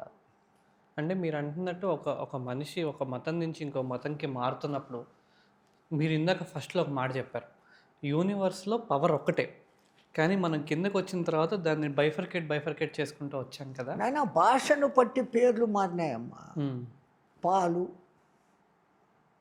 మీరు తెలుగులో పాలు అంటాడు, ఇంగ్లీష్ వాడు దాన్ని మిల్క్ అంటాడు, మేము హిందీ వాళ్ళం మేము దాన్ని దూదు అంటాం. ఉమ్, ఇంకోటి ఇంకో పేరు, అసలు అది ఏమో ఎవడికి తెలియదు. ఉమ్, వాళ్ళ భాషలో ఆ పేరు పెట్టుకున్నారు. అట్లాగని ఆ నిరాకార శక్తి ఏదైతే ఉందో, యూనివర్సల్ పవర్, లేదు ఇంకోటి ఏమన్నా చెప్పండి దాన్ని, ఆ పవర్కు మీరు పెట్టుకున్న పేరు, ఒకళ్ళు అల్లా అన్నాడు, ఒకడు జొరాస్ట్రియన్ అన్నాడు, ఒకడు జీసస్ క్రైస్ట్ అన్నాడు, ఉమ్, ఒకడు రాముడు కృష్ణుడు, అది ఇది అనుకున్నాడు. ఓకే. నన్ను మించింది, నన్ను నడిపేది ఒకటి ఉంది అనేది మట్టుకు అందరికీ బోధలో ఉంది. ఉమ్, వాళ్ళందరూ ఒకటి ఇక్కడికి చూపించడంలే, ఒకటి ఇటు చూపించడంలే, అందరూ ఇట్లే చూపిస్తున్నారు. ఉమ్, అవును. ఉన్నది ఏదో ఆ పైనే ఉంది. ఉమ్, ఈ ఉన్నది మన భూమి వాతావరణం ఒక 300 కిలోమీటర్ల వరకు ఉన్నది, ఓజోన్ పొర వరకు. అవును. ఆ తర్వాత ఉన్నది కటిక చీకటి. ఉమ్, ఆ చీకటికి అవతల ఒక వెలుగు ఉంది అంటాడు ప్రహ్లాదుడు. ఉమ్, పెను చీకటి కావల వెలుగై వెలుగొందు వాడెవ్వడు, మూల కారణం ఎవ్వడు. ఉమ్, అది ఒక సూపర్ పవర్ ఉందని ఆ పోతనా భాగవతంలో కూడా అదే మాట చెప్పారు. ఉమ్, వాడు అని అంటే మళ్ళా అది మగోడు అన్నట్లు లెక్కలోకి తీసుకుంటున్నారు. ఉమ్, ఇక్కడ తేడా ఏది? మగోడు ఈ మాట అనుకుంటాడు, మాకు లేదా అని ఆడోళ్ళు అంటారు. ఉమ్, అట్లా అంటారు అని ఆది పరాశక్తి అని ఒక అమ్మను పెట్టేశారు. ఉమ్. ఇంకా మగవాడు అంటే శివుడు ఉన్నాడు, విష్ణువు ఉన్నాడు, కొట్టుకొని చావండి అని. అంటే మీరు మన పైన ఒకటి ఉందని మనం ఎలా అయితే నమ్ముతున్నామో, ఇప్పుడు దీనిలో ఒక డిఫరెన్స్ నాకు చెప్పండి. నమ్మకం ఏంటి, మూఢనమ్మకం ఏంటి? ఈ రెండింటికి మధ్య ఉన్న డిఫరెన్స్ ఏంటి? ఇది ఉంది, ఇది చేస్తే నాకు అవుతుంది అన్నది నమ్మకం. ఉమ్, ఆ అయ్యేదానికి నేను ఫలానా పని చేస్తే అవుతుంది అని ఇంకొకళ్ళను బాధ పెడుతూ ఆ పని చేయడం మూఢనమ్మకం. ఉమ్, బలులు ఇవ్వడము అని అంటారు, ఉమ్. బలులు ఇవ్వడం అది నా దృష్టిలో మూఢనమ్మకం. ఉమ్, వాళ్ళు అడిగిన బలి వేరే, మనం ఇస్తున్న బలి వేరే. అవును. కోడి కొక్కో అంటూ ఉంటుంది. కోరికలు అనే నీ కోరికలు అనే కోడి నీలో ఉంది, దాన్ని బలి. నేను ఇంతకుముందు ఆలయంలో బలిపీఠం అని చెప్పాను, అక్కడ ఇవ్వాల్సిన బలి ఇది. ఇంకా రెండవది మేక ఎప్పుడు మై మై అంటాం, నేను నేను నేను మే అంటాం. అంటే నా అన్న భావన ఇడిచిపెట్టరా బాబు, మన అను, బాగుంటాము, అందరం బాగుంటాము. ఆ నీలో ఉన్న ఆ బుద్ధి, మేక బుద్ధిని బలి. అట్లాంటి జంతువులకున్న ఆ లక్షణాలు నీలో ఉన్నాయి. ఎందుకంటే నువ్వు అనేక జన్మల కింద ఈ జంతువుల నుంచి వచ్చావు, వాటి వాసనలు నీలో ఉన్నాయి. వాటిని పోగొట్టుకో, వాటిని వదులుకో, గత జన్మలను వదులుకో. గత జన్మల నుంచి ప్యూరిఫికేషన్కు వస్తూ వస్తూ ఎంతో తిప్పలు పడితే ఈ అతి గొప్పదైన మానవ జన్మ దొరికింది. దీన్ని సద్వినియోగం చేసుకో. ఇక్కడ ఉన్నంత విచక్షణ, ఇక్కడ ఉన్నంత చాయిస్, మానవుడికి ఉన్నంత చాయిస్ పాపం ఏ జంతువుకు లేదు. దానికి ఉన్న విచక్షణ జ్ఞానం లిమిటెడ్, మన విచక్షణ జ్ఞానం అన్లిమిటెడ్. దీంతో పూర్తి వికాసానికి పోవచ్చు, పూర్తి వినాశనానికి పోవచ్చు. Both are in your hands. Choice మన. ఎప్పుడు ఏం కోరుకోవాలా? సుఖం కోరుకోవాలా తప్ప పాడు కోరుకోం కదా. వికాసాన్ని కోరుకోవాలి కానీ వినాశాన్ని కోరుకోకూడదు. కానీ కొంతమంది స్వార్థత ఏం చేస్తుంది, వినాశం దిక్కే తీసుకుంటుంది. నేను గొప్ప అనిపించుకోవాలన్న దగ్గర డామినేషన్ మొదలైతే, వాడు అణగదొక్కడం మొదలైతే, ఆ అణగదొక్కబడిన వాడు ఈరోజు తిరగబడతాడు. వ్యవహారం డమాల్డిమీల అయితేనే ఉంటుంది. నేను బాగుండాలా, నాతో పాటు అందరూ బాగుండాలా, అందరూ బాగుండాలా, అందరిలో నేను ఆటోమేటిక్గా ఉన్నాను. అందరూ బాగుండాలా అనేది మన సనాతన ధర్మ లక్షణం. సర్వే జనాం సుఖినో భవంతు. దాంట్లో నన్ను సుఖంగా పెట్టని కోరాల్సిన పనే లేదు. అందరూ సుఖంగా ఉంటుంది, దాంట్లో నేను ఉన్నాను కదా. గుంటూరు అంతా బాగుండాలి అంటే ఆ గుంటూరులో నేను ఉన్నాను. గుంటూరు అంతా తగలబడాలా అంటే దాంట్లో నువ్వు తగలబడిపోతావు. ది డిఫరెన్స్ నీ కోరిక. తగలబడాలన్నా బాగుపడాలన్నా నువ్వే కోరుకు. దాని ప్రకారం నువ్వు ప్రవర్తించు. బాగుపడాలని కోరుకుంటే గుంటూరు అంతా బాగుంటే, గుంటూరులో నువ్వు బాగుండవా? ఆటోమేటిక్ అది. ఈ మూఢనమ్మకాలకి సంబంధించి లాస్ట్ 10 ఇయర్స్లో చాలా ఇంట్రెస్టింగ్ కేసెస్ అయినాయి స్వామి. మొన్న 2021లో మదనపల్లిలో అన్నిటినీ మూఢనమ్మకాలు అనేది లేదు, అందుకే నేను ఎన్నో ఎగ్జాంపుల్ కారణాలు ఉన్నాయి. 2021లో మదనపల్లిలో ఇద్దరు కపుల్స్ కలియుగం నుంచి సత్యయుగం మారుతుంది అని నమ్మి వాళ్ళ ఇద్దరు పిల్లల్ని చంపేశారు. ఈ ఇన్సిడెంట్ మీద మీ ఒపీనియన్ ఏంటి అసలు? ఇల్యూషన్, భ్రమ. ఎక్కడి నుంచో పుట్టేస్తుంది. ఈ కలియుగం అంతమవుతుంది, కలిపురుషుడు వస్తాడు, కలి వస్తాడు అనేసి ఎవరెవరో ఈ మధ్య అంటాడు. సనాతన ధర్మం చెప్పిన లెక్క నమ్మిన వాడు దీన్ని ఎప్పుడూ లెక్క పెట్టు. సనాతన ధర్మంలో కలియుగ ఆయు ప్రమాణం 4,32,000 సంవత్సరాలు. ద్వాపర యుగం అయిపోయి శ్రీకృష్ణ నిర్మాణం అయిపోయినాక 5,000 సంవత్సరాలు మాత్రమే నడిచింది కలియుగం. ఇంకా 4,00,000 సంవత్సరాలు మిగిలి ఉన్నాయి. ఇప్పుడు దీనికే ఇంత అల్లకొల్లోలం అయిపోతుంది. కలియుగం పోతుంది, మునిగిపోతుంది, పాడు పరదేశం అని లెక్కలేస్తాడు. భూమి 450 కోట్ల సంవత్సరాల కింద పుట్టింది. ఎవడు వీడు చూసొచ్చి చెప్పాడా? చెప్పేస్తానని నోటికి వచ్చిందా? అప్పుడు మానవులు లేరు, మళ్ళీ పుట్టారు, అది ఇది వాడి కథలు వాడు చెప్తున్నాడు, వాడికి దొరికిన ఆధారాలను బట్టి. ఎక్కడ ఇంత గుంతలు చెప్పి ఇక్కడ ఇంత 4 ఎముకలు తీసేసి ఒక నిశ్చయానికి వచ్చేసి భూమి పలానప్పుడు ఉండింది, ఇట్లా లేదు అని చెప్తున్నారు. ఈ భూమి ఎన్నోసార్లు మునుగుతుంది, లేస్తుంది. భూమి కూడా రెస్పిరేషన్ అనేది తీసుకుంటుంది. దాని రెస్పిరేషన్ చాలా long time you cannot able to imagine. అది రెస్పిరేషన్ తీసుకుంటే సముద్రం లోపల ఉన్న ఖండాలు పైకి వస్తాయి, ఈ పైన ఉన్న ఖండాలు లోపలికి పోతాయి. దాన్నే ప్రళయము అని మన వాళ్ళు గుర్తించారు. ఈ ప్రళయము అన్నమాట మళ్ళీ అన్ని మత గ్రంథాలలో ఉంటే ఉంటుంది. సో ఒకప్పుడు అందరు మనుషులు ఒకటే, గోండ్వానా ల్యాండ్ అని ఒకటే ఒక టెక్టానిక్ ప్లేట్ ఉన్నప్పుడు ఏదో శకలం వచ్చి గుద్దింది, అవన్నీ టెక్టానిక్ ప్లేట్స్గా పగిలిపోయినాయి, ముక్కలైనాయి, హ్మ్. అవి దూరంగా పోతున్నాయి. ఆ పోయినప్పుడు ఆ క్లైమాటికల్ కండిషన్స్ ప్రకారం అక్కడ ఉన్న మానవులు, జీవులు, వాళ్ళ ఎన్విరాన్మెంటు, వాళ్ళు తినే ఆహార వ్యవహారాలు అన్నీ మారిపోతూ వచ్చినాయి. భాష మారిపోతూ వచ్చింది. హ్మ్. దూరం దూరం అయిపోయినాయి. ఇట్లా ఎన్నోసార్లు జరుగుతుంది, ఎన్నోసార్లు అవుతుంది. ఈ కదిలిపోయిన ఖండాలన్నీ మళ్ళీ కలుసుకుంటాయి. అప్పుడు ఒక ప్రళయం వస్తుంది. కుమరీ ఖండం అనేది ఒకటి లోపల ఉంది అని గుర్తించారు సైంటిస్టులే. హ్మ్. అది రెస్పిరేషన్తో ఎప్పుడో అది పైకి వస్తుంది, ఇదంతా ఓకే. కిందికి పోతుంది. వన్స్ అపాన్ ఎ టైం మన భరతఖండం అనేది భూమధ్య రేఖ ఈక్వేటర్కు దగ్గర ఉండింది. హ్మ్. కదులుతూ కదులుతూ వచ్చి ఆసియాను గుద్దింది అంటున్నారు. ఇంకా కూడా ఇంకా చొరబడుతుంది లోపలికి, అందుకే హిమాలయాలు పెరుగుతూ ఉన్నాయి అంటున్నారు. Hmm. So all these things are happening. మళ్ళీ ఈ కదిలిన ఖండాలు మళ్ళీ ఇంకెళ్ళకి వస్తాయి. ఎందుకంటే ప్లాస్మా అనబడే మాగ్మా అనబడేటువంటి లావాల మీద ఈ టెక్టానిక్ ప్లేట్స్ కదులుతాయి, మళ్ళీ ఇట్లా పోయినట్టు ఇట్లా ఎప్పుడో ఒకసారి మళ్ళీ గుద్దుకుంటాయి. It will take a very very long time. ఈ వాడు చెప్పాడు, ఈడు చెప్పాడు, ఈ కథలతో, పిచ్చి నమ్మకాలతో మీరు అన్నట్టుగా అనవసరంగా వీళ్ళు ఇప్పుడున్న ప్రాణాలు పోగొట్టుకుంటున్నారు. అదనే కాదు సార్. లాస్ట్ మంత్ ఈ వార్ కానివ్వండి, ఈ యాక్సిడెంట్స్ కానివ్వండి, అయన్నీ చూసి ఇంకొకళ్ళు వచ్చి ఇంటర్వ్యూలు వీళ్ళన్నిట్లో కల్కి వచ్చేస్తున్నాడు, దీనివల్లనే ఇవన్నీ జరుగుతున్నాయి.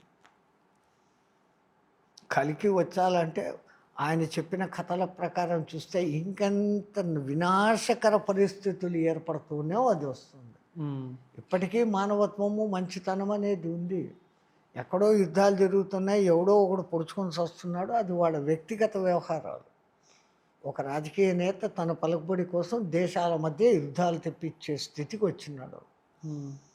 ఆడు మారుతాడు, అది మారిపోతుంది, యుద్ధాలు పోతుంటే ఎన్నో యుద్ధాలు ఇంతకుముందు జరగబోతాయి. ఈ సహజంగా జరిగే వ్యవహారాలు, మనుషుల మధ్య కూనీలు, హత్యలు, ఈ ఇల్యూషన్స్, ప్రధానంగా ఇల్యూషన్స్. ఎక్కడో ఏదో పుస్తకంలో ఎవడో రాసిన దాన్ని ఇంకోడు తర్జుమా చేసేటప్పుడు ఇంకో విధంగా రాసేస్తాడు. హ్మ్. దాన్నే నమ్ముకొని వేదం చెప్పిందంట, ఏమన్నా అంటే వేదంలో ఉందంట, ఈ మాట ఒకటి ఖరాఖండి అయిపోయింది. హ్మ్. వేదం నిజంగా చదివి నువ్వు చెప్పు ఆ మాట, హ్మ్. వేదంలో ఏముందో. వేదం హిందూ మతం అనే దానికోసం లేదు, హిందూ ధర్మమే కాదు, మానవ ధర్మం. How to behave a human being, మనిషి ఎట్లా ఉండాలా, ఎన్విరాన్మెంట్ని ఎంత బాగా చూసుకోవాలా, ప్రతి ఒక్క విషయం దాంట్లో ఉంది. కాకపోతే ఈ దేవతలు అని పెట్టినాక మీరు దేవతలు, మీరు అన్నమాట, మేము మీరు అన్నమాట వచ్చింది. దేవతలు ఎప్పుడూ ఇచ్చేదానికి సిద్ధంగా ఉన్న ఒక గుంపు. హ్మ్. వాళ్ళు అట్లా ఉండి అందరికీ మంచి చేస్తూ ఉంటే వాళ్ళని దేవుడు. గాంధీని కూడా ఇంకొన్నాళ్ళకు దేవుడిగా పెట్టి ఎన్నో చోట్ల గుళ్ళు పెట్టి పూజిస్తుండారు.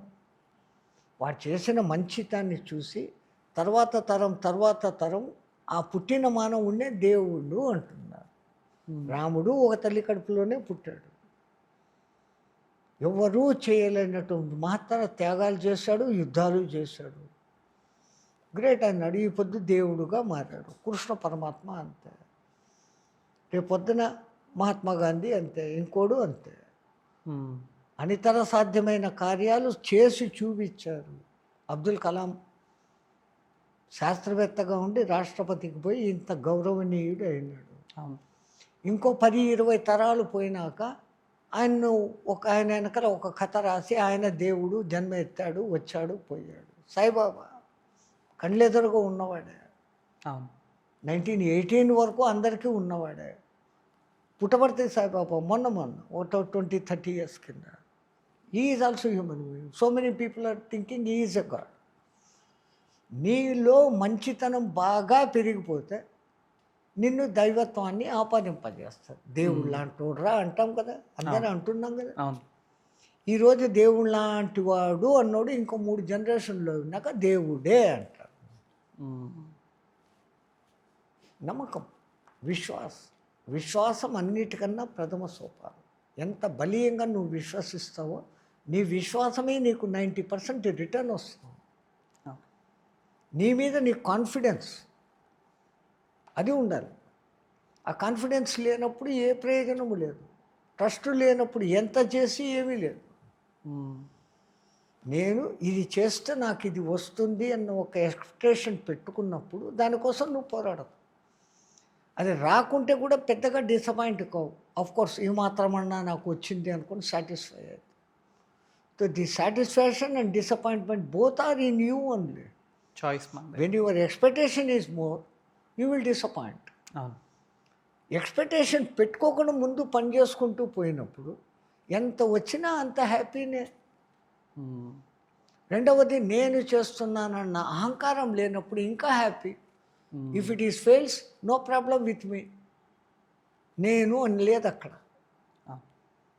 అది నేను చేస్తున్నానని చేసి టార్గెట్ రీచ్ కాకపోతే డిసప్పాయింట్, బాధ, దుఃఖము ఇవన్నీ వస్తాయి. రెండిటికీ కారణం మనమే మే మనస్సులోనే అక్కడే ఉంది. మీ తెలుగు భలే అద్భుతం. మనము అనే దాంట్లోనే మనము ఉంది, మనస్సు ఉంది.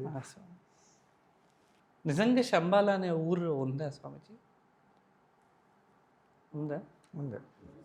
మొన్న ఇంటర్వ్యూ లాస్ట్ మంత్ ఏదో ఒక ఇంటర్వ్యూ మామగారు చూపించారు. శంబాల నుంచి ఎవరో రావటము, వాళ్ళు ఈ వార్స్ అన్నీ జరుగుతున్న రీజన్ కల్కి తొందరగానే వస్తున్నారు, కల్కి ఎర్లీగానే వస్తున్నారు అని చెప్పటం. 2032 నాటికి ఇండియాలో 2030 నాటికి ఇండియాలో 32 కోట్ల మంది ఉంటారు, వాళ్ళందరూ సనాతన ధర్మ ఫాలో అయ్యే వాళ్ళే ఇండియాలో ఉంటారు, ఇంకా మిగతా వాళ్ళు ఉండరు అని చెప్పారు. యాక్చువల్లీ ఇందులో ఎంతవరకు నిజం ఉంది, ఎంతవరకు అబద్ధం ఉంది? 32 కోట్ల జనాభా అనేది స్వతంత్రం వచ్చే టైంలో ఉన్న జనాభా. అది 1947 టైంలో ఇండియన్ పాపులేషన్ 230 crores. ఈ 75 crores దీంట్లో 110 crores అడిషనల్, అంటే 140 crores అబోవ్ ఉంది ఇప్పుడు ఇండియన్ పాపులేషన్. బీటింగ్ చైనాను కూడా బీట్ చేసి వరల్డ్ నెంబర్ 1 పాపులేషన్ అయింది. సో విరుగుట కొరకే ఇప్పుడు ఈ యుద్ధాలు వస్తుంటాయి. ఎవడో ఒకడు ఒక ఆటం బాంబే వేస్తాడు, ఒక్కసారిగా కొన్ని కోట్ల మంది పోతారు. పోయినప్పుడు భూభారం తగ్గడము అనే యథాహి ధర్మస్య గ్లానిర్భవతి ఏది చెప్పినా భూమికి ప్రకృతికి కూడా ఒక ధర్మం ఉంది. ఓవర్ అయినప్పుడు అదే తగ్గించుకుంటుంది. మీరు కొన్ని చోట్ల టీవీలు చూసుంటారు, కొన్ని రకాల పక్షులు ఒక్కసారిగా అన్ని సముద్రంలోకి దూకి డై అయిపోతాయి, వాటి పాపులేషన్ పెరిగిపోతాయి. అదేందో వండర్ వరల్డ్ అదేదో ఉంది, అది చూడండి మీరు. దాంట్లో కొన్ని జంతువులు సామూహికంగా వచ్చి పడిపోతాయి. ఆ టైంకి వాటి మైండ్ సెట్ అట్లా మారిపోతుంది, ప్రకృతి అట్లా చేస్తుంది. అది ఓవర్ అయిపోయినా కప్పలు ఎక్కువైతే పాములు తింటాయి, పాములు ఎక్కువైతే ముంగిసలు తింటాయి. ఒక బ్యాలెన్సింగ్ ప్రకృతిలో ఉంది. ఏ జీవి ఏ జంతువుని తింటాయి ఎట్లా అని. అట్లా ఈ మానవ వికాసము వినాశము అప్ అండ్ డౌన్స్. కొన్ని మానవ తప్పిదాలతో జరుగుతాయి, కొన్ని న్యాచురల్గా జరిగిపోతూ వస్తాయి. కాలమెటిస్, న్యాచురల్ కాలమెటిస్. మనం అంటాం కదా 3 ఉన్నాయి మనకు, ఆది భౌతిక, ఆది దైవిక, ఆధ్యాత్మికత అనే లోపాలు. వాటి రీత్యా ఇవన్నీ విరుగుట తరుగుట జరిగిపోతూ వస్తాయి. ఇంకా ఈ శంబాల అనేది పుకారుగా పుట్టింది కాదు, ఉంది. అది ఒకటి ఉంది. దాన్ని దగ్గరికి పోయి చూడగలగడము అనేది సూక్ష్మ శరీరంతో సాధ్యమే తప్ప స్థూల శరీరంతో పోయి చూడడం అనేది ఉండదు. ఓకే. వేల లక్షల సంవత్సరాల కింద మనం సప్తఋషి మండలము ఏదైతే అని చెప్తున్నాము, నక్షత్రలోకము, ధ్రువ మండలము అంటున్నాము. ఈ యూనివర్స్, ఇంత పెద్ద యూనివర్స్లో ఈ గెలాక్సీలోకి ధ్రువుడి నుంచి మెసేజ్ వస్తుంది. ఫస్ట్ మెసేజ్ దిగేది ధ్రువుడికి, ధ్రువుడి నుంచి సప్తఋషి మండలానికి, ఆ సప్తఋషి మండలం నుంచి ఈ శంబలాకు వస్తుంది. ఈ శంబల ఎక్కడ ఉంది అన్న దాని మీదనే 2-3 రకాల డిస్కషన్స్. కొన్ని కథల ప్రకారము శంబల అనేది కేరళలో ఉన్న ఒక గ్రామం, అక్కడ కలిపురుషుడు పుడతాడు అని గరుడ పురాణము, భవిష్యత్ పురాణం లాంటి కథలలో చెప్పబడేది. టిబెటన్ లామాసు చెప్పే లెక్కల ప్రకారం కైలాస మానస పర్వతం కింది భాగంలో శంబల ఉంది అంటారు. శంబల అనేది ఒక చిన్న నగరం, బొంబాయి లాగా ఏదో 70-80 కిలోమీటర్లు, శాన్ ఫ్రాన్సిస్కో లాగా ఒక 100 కిలోమీటర్ల రేడియస్ కాదు. హ్మ్. అతి సువిశాలం. హ్మ్. దానికి ఎన్నో దిక్కుల గేట్లు ఉంటాయి. ఆ గేట్లు ఒకటి ఇండోనేషియాలో కూడా, ఒకప్పుడు అది మన భారతదేశం, ఇండోనేషియాలో ఉంది. టిబెట్లో ఒకటి ఉంది. కైలాస పర్వతం కింద ఒకటి ఉంది. ఈ నర్నారాయణ పర్వతాల మధ్య ప్రాంతంలో కూడా ఒక గేట్ ఉంది. హ్మ్. అది ఎంట్రన్స్ గేట్లు మాత్రమే. మళ్ళా లోపల పోయినాక స్టేజులుగా కొన్ని గేట్లు ఉంటాయి. ఒక్కొక్క స్టేజు సెయింట్స్ అక్కడ ఉంటారు. కేవలము మానవ వికాసం కోరిన వాళ్ళు కొంతమంది, మానవుల్ని ఎట్లా స్టిమ్యులేట్ చేయాలని తేలగలిగిన నాలెడ్జ్ ఉన్నోళ్ళు ఇంకో బ్యాచ్, హ్మ్. వాళ్ళను కమాండ్ చేసే బ్యాచ్. అప్పుడప్పుడు మనలోకి మనుషుల్ని ఎవరిని పంపాలా అని సెలెక్టెడ్ అండ్ ఎలక్టెడ్గా కొంతమందిని పెట్టి వాళ్ళను పంపేది. హ్మ్. ఇవన్నీ మనము అతల వితల సుతల తలాతలాలనే కింద పైలోకాలు అంటున్నామే. హ్మ్. అక్కడ ఎట్లయితే ఈ స్టేజెస్ ఉన్నాయో ఇక్కడ అట్లా ఉన్నాయి. అదేమో ఇట్లా చూపించారు, ఇదన్నీ ఇక్కడనే గేట్లుగా ఉంటాయి. అంతంత లోపలికి పోయి చూసిన వాళ్ళు లేరు. హ్మ్. ఈ క్రియాయోగంలో బాగా డెవలప్ అయిపోయినాక మహావతార్ బాబా ఇది చెప్పాడు అని చెప్పడం మొదలుపెట్టినాక, ఒక యోగి ఆత్మకథ మొదలైనాక ఆయన ద్వారా అసలు క్రియాయోగ అంటే బయటపడింది. హ్మ్. మహావతార్ బాబా బయటకు వచ్చాడు. అది నిజంగా గ్రేట్ అనే దానికి ఉదాహరణ 15 రోజులైనా ఆయన శవం కుళ్ళిపోకుండా ఉండడం. హ్మ్. ఆ ఒక యోగి ఆత్మకథ రాసినాడు కదా, పరమహంస యోగానంద, హ్మ్. ఆయన. సో క్రియాయోగం అనేది ఉంది. అది ఎంత రహస్యమైన విద్య అంటే, ఈ పొద్దు 5-6 సెంటర్లు ఉన్నాయి. ఎవడు చెప్పేది కరెక్టా అనేది తెలియకుండా ఉన్నాడు జనాలు. 5-6 సెంటర్లు అయిపోయినాయి క్రియాయోగ సెంటర్లు. దాంట్లోనే మళ్ళా బ్రాంచులు. హ్మ్. లాహిరి మహర్షి దగ్గర శిష్యుడిగా ఉన్నాడు మా గురువు అని ఒక బ్యాచ్. హ్మ్. ఆయన యుక్తేశ్వర్ దగ్గర ఉన్నాడు మా బ్యాచ్ అని ఒకళ్ళు. పరమహంస యోగానంద ప్రధాన శిష్యుడి దగ్గర మేము మొదలుపెట్టాము, అక్కడి నుంచి క్రియాయోగ దీక్ష అని ఒకళ్ళు. హ్మ్. కోర్సులు పెట్టి వాళ్ళు చేసేస్తాడు. ఆ వ్యవస్థలు అట్లా నడుస్తాయి. హ్మ్. అంటే మీ దృష్టిలో మనం ఏది నమ్మామో అది పాటిస్తే మన కల్చర్ అవుతదా అది? మనం ఏది నమ్మామో అది మనం పాటిస్తుంటే అది మన కల్చర్ అవుతదా? యద్భావం తద్భవతి. మీరు ఎంత బలంగా విశ్వసిస్తారో ఆ విశ్వాసం 90%గా వర్కౌట్ అవుతుంది. హ్మ్.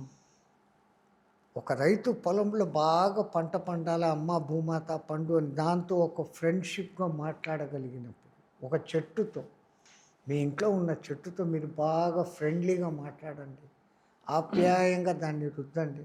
ఓ 4 పూలు ఎక్కువ వేస్తుంది తప్ప తక్కువ ఇయ్యదు. చెట్లకే ఆ గుణం ఉంది, భూమాతకు ఆ పవర్ ఉంది. అట్లాగనే మన భావాలు ఎంత బలీయంగా ఉంటాయి, ఆ భావాలు అట్లా పనిచేస్తాయి. ఎందుకంటే ఇదే భావాల వైబ్రేషన్స్ మన ఎర్త్ అంతా వ్యాపించి ఉన్నాయి. ఇంతకుముందు ఋషిమునులు కూడా చేస్తున్నారు. హ్మ్. ఆ భావాలతో మీ భావాలు కాంటాక్టివిటీ కుదిరినప్పుడు, హ్మ్. ఒకప్పటి వాళ్ళ ఆరాతో మీ ఇప్పుడున్న ఆరా ఆ లెంగ్త్ కలిపినప్పుడు, ఇప్పుడు రేడియోలో అంటారు కదండి, రేడియో శ్రీలంక పలానా మీటర్స్ మీద, ఆ నీడిల్ అక్కడికి తెచ్చినప్పుడే అది పనిచేస్తుంది. నీడిల్ కొంచెం ముందుకు పోయినా వెనక్కు పోయినా కానీ ఆ స్టేషన్ టచ్అప్ కాదు. అవును. ఆ క్యాచప్ పాయింట్స్ ఉంటాయి. అట్లాగా మనలో కూడా ఆ యూనివర్సల్ పవర్ని తీసుకునేదానికి ఏదో ఒక సెంటర్ ఉంది. దాన్ని మనం క్లోజ్ చేసి పెట్టుకున్నాం. హ్మ్. దాన్ని యాక్టివేట్ చేసుకునే దానికే ఇన్ని రకాల యోగాలు పద్ధతులు ఉన్నాయి. ఓకే. ఆ శంబల ఉంది అంటే ఎవడో పోయి చూసి ఉంటేనే కదా అది బయటకు వస్తుంది. హ్మ్. ఊరికే కల్పితంగా చెప్పేది కాదు. కాకపోతే వాళ్ళ పాయింట్ ఆఫ్ వ్యూలో వాళ్ళు ఊహించుకున్నట్లుగానే అక్కడ అది కనపడుతుంది. ఇంతకుముందు నేను చెప్పినప్పుడు యా అవును. దృశి అవును. భావన తస్య సిద్ధిర్భవతి తాదృశి. ఆహా శంబలాలు అంత బౌద్ధులు ఉంటారు అనుకుని నేను ధ్యానంలో కూర్చొని కళ్ళు మూసుకుంటే, అదే నా కనిపిస్తుంది. ధ్యానము బాగా కాంటాక్టివిటీలోకి వస్తే నాకు అక్కడ అంతా బౌద్ధులే కనపడతారు. హ్మ్. లేదా టిబెట్ లామా ఉన్నాడు, వాడు గుణం సూర్య ఆదిత్య ఓం మన మంత్రం చదువుతూ ఉన్నాడు అని నేను కూర్చుంటే నాకంతా అక్కడ లామాలే కనపడవచ్చు. హ్మ్. లేదా నేను ఋషి మునులను ధ్యానం చేసుకొని కూర్చుంటే అంతా నాలాగే ఇంత పొడుగు గడ్డం ఉండేవాళ్ళే ఆడ కనపడవచ్చు. It depends upon your way of thinking. Thinking. మొత్తానికి అక్కడ ఒకటి ఉంది, అది నువ్వు ఎట్లా అనుకుంటే అట్లా కనపడతావు. నిజంగా ఇప్పుడు ఈ మధ్య కాలంలో అని చెప్పను గానీ, లాస్ట్ 10, 15 ఏళ్లలో ఇన్‌స్టాగ్రామ్‌లో కావచ్చు, మనకు వాట్సాప్‌లో కావచ్చు, సోషల్ మీడియాలో ముఖ్యంగా ఇదొక నలుగురికి ఫార్వర్డ్ చేస్తే ఇది నిజం అవుతదని, ఇదొక నలుగురికి ఫార్వర్డ్ చేస్తే మనకి నిజంగా అవుతదని, ఇది నిజంగా ఒక మూఢనమ్మకమేనా? ఇది మనం నమ్మచ్చా? అది వాడు ఒక్కడు నమ్ముకున్న వార్తను స్ప్రెడ్ చేసేదానికి చేస్తున్న దుష్టబుద్ధి వ్యవహారం. హ్మ్. ఇది ఎంత నాకు అనిపిస్తుంది ఒక్కొక్కసారి ఈ సనాతన ధర్మాన్ని దెబ్బ కొట్టేదానికి ఇట్లాంటి మూఢనమ్మకాలను ప్రచారం బాగా చేసేసి ఇది ఏది వరకు కాలేదు, అసలు సనాతన ధర్మం బరస్టు అనిపింప చేయాలని ఎవరైనా మాస్టర్ ప్లానా, హ్మ్. లేదంటే ఈ నా పేరు బయటికి రావాలా అనే ఉద్దేశంతో ఏదో ఒకటి కెలికి ఎవడి మీదనో వేసేయడం. హ్మ్. ఈ మెసేజ్ 40 మందికి ఫార్వర్డ్ చేయి, లేకపోతే నువ్వు పాడైపోతావు, ఫలానా వాడికి ఇట్లా జరిగింది అంటే వీడు భయంతో అది చేస్తున్నాడు. హ్మ్. లేనిది ప్రచారం అయిపోతా ఉంది. హ్మ్. ఆ చెప్పడంలోనే ఉంది, ఫలానా చోట ఇట్లా చేయలేదంట, వాని ఉండి పగిలిపోయిందంట, గుండెకాయ పోయిందంట అని అంటే వీడి గుండెకాయ ఈడ పోతుంది. వీడు 30 మందికి కాదు కదా 60 మందికి పంపించేస్తున్నాడు. ఆ తీట ఈ నవ వీడి పట్టి నవ ఎవడెవడికో ఎక్కించి పారేస్తున్నాడు. అదే మనకు విచక్షణ లేదా? నమ్మచ్చా నమ్మకూడదా? చూడండి దాంట్లో ఉన్న ఫ్యాక్ట్ ఎక్కడుంది. అసలు కనుక చదివితే ఎక్కడో వాడు చేసిన పొరపాటు దాంట్లోనే బయటపడిపోతుంది. హ్మ్. ఆ ఇచ్చిన మెసేజ్లోనే పర్ఫెక్ట్గా ఉండదు. ఫలానా ఊర్లో ఇట్లా జరిగిందంటే ఆ ఊరి పేరు వేయడు, హ్మ్. ఆ జరిగిన మనిషి పేరు వేయడు. లాటరీలో 3 లక్షలు తగిలిందే అంటాడు. లాటరీలు లేవు మన ఆంధ్రాలో. లాటరీ ఎక్కడి నుంచి వచ్చింది మీకు ఆంధ్రాలో? వాడు వేసేస్తాడు ఏదో ఒకటి. ఇది ప్రచారం చేస్తే 3 లక్షలు వాడికి లాటరీ తగిలిందా, వాడికి 3 లక్షలు వచ్చిందని నువ్వు మళ్ళీ దాన్ని ప్రచారం చేస్తావా? అసలు ఇక్కడ లాటరీ లేదు అనే సెన్స్ నీకు ఉన్నప్పుడు అది చదివితే నువ్వు దాన్ని స్ప్రెడ్ చేయవు కదా. హ్మ్. So after reading use your sense. చదువుతున్న ప్రతి ఒక్కళ్ళు మీ సొంత తెలివిని వాడండి. ఈ వార్త నిజమైందా, నమ్మచ్చా నమ్మకూడదా అని. ఆ ఊరు పేరు చెప్పాడు అనుకోండి, ఆ ఊర్లో మీకు తెలిసిన వాడిని అడిగి చూడండి, హ్మ్. ఏమ్రా మీ ఊర్లో ఇది జరిగిందా, तो तुम्हारे को तो मालूम नहीं, तुम तो यहाँ हो మీరు ఇక్కడ ఉన్నారు, మీకు తెలియకపోవచ్చు. హ్మ్. ఆ ఊర్లో మీకున్నవాడు ఎవడో ఉంటాడు కదా. అవును. కొంచెం విచక్షణ వాడి, ఇది చదవంగానే వీడు పెట్టిన భయానికో వీడి ఇచ్చిన లాభానికో వెంటనే ఫార్వర్డ్ చేయకుండా ఆ ఊర్లో ఉన్న మీ దోస్త్కి ఫోన్ చేసి what is happened or not, హోగయా బాత్, తెలిసిపోయింది. హ్మ్. మనము చదువుతున్న విద్యార్థులే, బాగా చదువుకున్న విద్యాధికులే ఈ ప్రలోభాలకు లాటరీలు తగులుతాయనే ప్రలోభమన్నా ఉంటుంది, హ్మ్. లేదంటే కార్ యాక్సిడెంట్ అవుతుందన్న భయమన్నా ఉంటుంది. వాడు ఏదో ఒకటి పెడతాడు, కాలు ఇరిగిపోతుంది నీది అంటాడు. ఎవడి కాలు ఎవడికి ప్రేమ కదా, వాడు కాలు పోగొట్టుకోవాలనుకోడు, పెట్టేస్తాడు. ఆ మెసేజ్ పెట్టే ముందర how far it is fact, ఎంతవరకు నిజం. అంటే రిలీజియస్ పాయింట్ ఆఫ్ వ్యూ కానీ, దేవుడికి సంబంధించి కానీ, ఎంత ఎడ్యుకేటెడ్ పర్సన్ అని ఒక చిన్న భయం అనేది ఎందుకు క్రియేట్ అవుతుంది? అంటే ఒక మెసేజ్ మనకొచ్చినప్పుడు, అయ్యో! నిజంగా ఇందులో ఉందేమో అని ఒక ఎడ్యుకేటెడ్ అసలు ఆ మెసేజ్ అవునా కాదా రెక్టిఫై చేసుకునే నాలెడ్జ్ నీకు ఉంది కదా భయ్. ఇప్పుడు టెక్నాలజీ పెరిగిపోయింది, ఇంతకు ముందులా కాదు. అవును. ఎక్కడో రింగ్ చేసి వాడి ఎక్స్చేంజ్కి పోయేవాడు ఫోన్ ఎత్తి మాట్లాడేంత టైము ఇప్పుడు గంటలు పట్టడం లేదు. హ్మ్. పూరా దునియా అప్నే హాత్ మే, ప్రపంచమంతా మీ అరచేతిలో ఉంది ఇప్పుడు. ఈ దిక్కుమల్ల ఫోన్, సెల్ ఫోనా ఫోనా, సెల్ఫ్ దాంట్లో అన్నీ ఉంది, మంచి ఉంది చెడ్డ ఉంది. అంత చిన్న దాంట్లో ఉన్న టెక్నాలజీని వాడుకుంటే ఏమన్నా చేసి పారేయచ్చు. ఆ టెక్నాలజీని వాడుకోండి, మంచిగా వాడుకోండి. దాంట్లో 112 మెసేజ్లు వస్తాయి, పలానా ఊర్లో ఇట్లా జరిగింది. ఇప్పుడున్న సర్కిల్ని బట్టి మీకు ఆ ఊర్లో ఎవడో ఒకడో తెలిసినోడు ఉంటాడు. హ్మ్. అవునా అక్కడ జరిగింది, అవును. వితిన్ 1 అవర్లో మీకు తెలిసిపోయింది. ఆ 1 అవర్ తెలుసుకోకుండా మీరు ఇక్కడ దీన్ని ఫార్వర్డ్ చేయడం ఎంతవరకు సరే. ఫస్ట్ ఆ వచ్చినది కరెక్టా కాదా అని మీరు కన్ఫర్మ్ చేసుకోండి. కన్ఫర్మ్ అయినాక దానికి అటాచ్ కండి, ఫర్దర్ ముందు స్టెప్ వేయండి. కన్ఫర్మ్ కాకుండానే ఫార్వర్డ్ చేయొద్దండి. ఇప్పుడు అట్లాంటివి దండిగా వస్తున్నాయి, పేపర్లో ప్రకటనలు వస్తున్నాయి. ఈ ఛానల్స్ వాళ్ళు ఉండే కంటెంట్ ఒకటి, పైన పెట్టే హెడ్డింగులు. నేను ఎక్కడో ఎవరికో చెప్పాను, మంచం మీద సావకూడదంట, ఆయనకి పుణ్యగతులు ఉండవు, కింద పడుకో. అది పరీక్షతో కథ సందర్భంగా నేను చెప్పాను. అంత మాత్రం చేత ఆసుపత్రుల్లో ఇంకా సత్యవాడిని మంచం తిప్పి కింద పడామంటే ఇది ఎక్కడొచ్చిన గొడవ?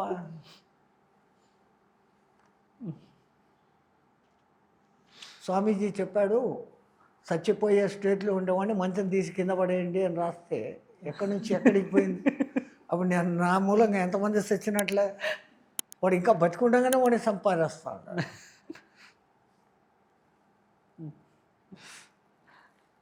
మరి అలాంటప్పుడు అంటే ఇందాక ఫస్ట్ క్వశ్చన్ నేను అడుగుతున్నాం, ఇందాక నేను అడిగిందే, అంటే మనం ఏది నమ్మామో అది పాటిస్తున్నామో అది ఒక కల్చర్ అవుతుంది, యాజ్ వెల్ as ఇదంతా ఒక కల్చర్ అవుతుంది. ఒక్కొక్కళ్ళు ఒక్కొక్క దేవుడిని నమ్ముకుంటూ వస్తున్నప్పుడు ఆ ఇద్దరి మధ్య గొడవ ఇద్దరు సృష్టించుకుందా, దేవుడు సృష్టించిందా? ఇది వీళ్ళు సృష్టించుకుంటున్న గొడవ, వీళ్ళు సృష్టించుకుంటున్న గొడవ. కృష్ణుడు ఏం చేశాడు? గోపాలుడు, గో సంపదను పెంచాడు. వాళ్ళ అన్న బలరాముడు హలం పెట్టుకున్నాడు, వ్యవసాయాన్ని పెంచాడు. ఆ రెండు విషయాలను ఆదర్శంగా తీసుకో. వాడు గోపికలతో ఆడినాడు, నేను పోయి ఆడతాను అనే వివరానికి రాకండి. వాడు చేసిన మంచి పనులు తీసుకోండి. కృష్ణుడు ఎక్కువగా గో సంపద, ఆవులు ఎంత ఉంటే మనకు అది వేసే నిర్మలంతో పంటలు బ్రహ్మాండంగా పండుతాయి. 2 ఆవులు ఉంటే 1 ఎకరం పొలాన్ని శుభ్రంగా దున్నుకోవచ్చు, పెస్టిసైడ్స్ వాడకుండా, గోమూత్రంతో గోమయంతో. అంత బెనిఫిట్ దాంతో ఉంటుంది. అటువంటి గోవులను కాపాడిన గో పాలకుడు. గో అంటే కిరణం అనే అర్థం కూడా ఉంది, జ్ఞాన కిరణం. దాన్ని పాలించేవాడు శ్రీకృష్ణ పరమాత్మ. ఆయన అన్న ఏం చేశాడు? వ్యవసాయానికి ఇంపార్టెన్స్ ఇచ్చాడు. అందరూ అన్ని రకాల ఆయుధాలు వాడతా అంటే ఆయన హలంనే ఆయుధంగా పెట్టాడు.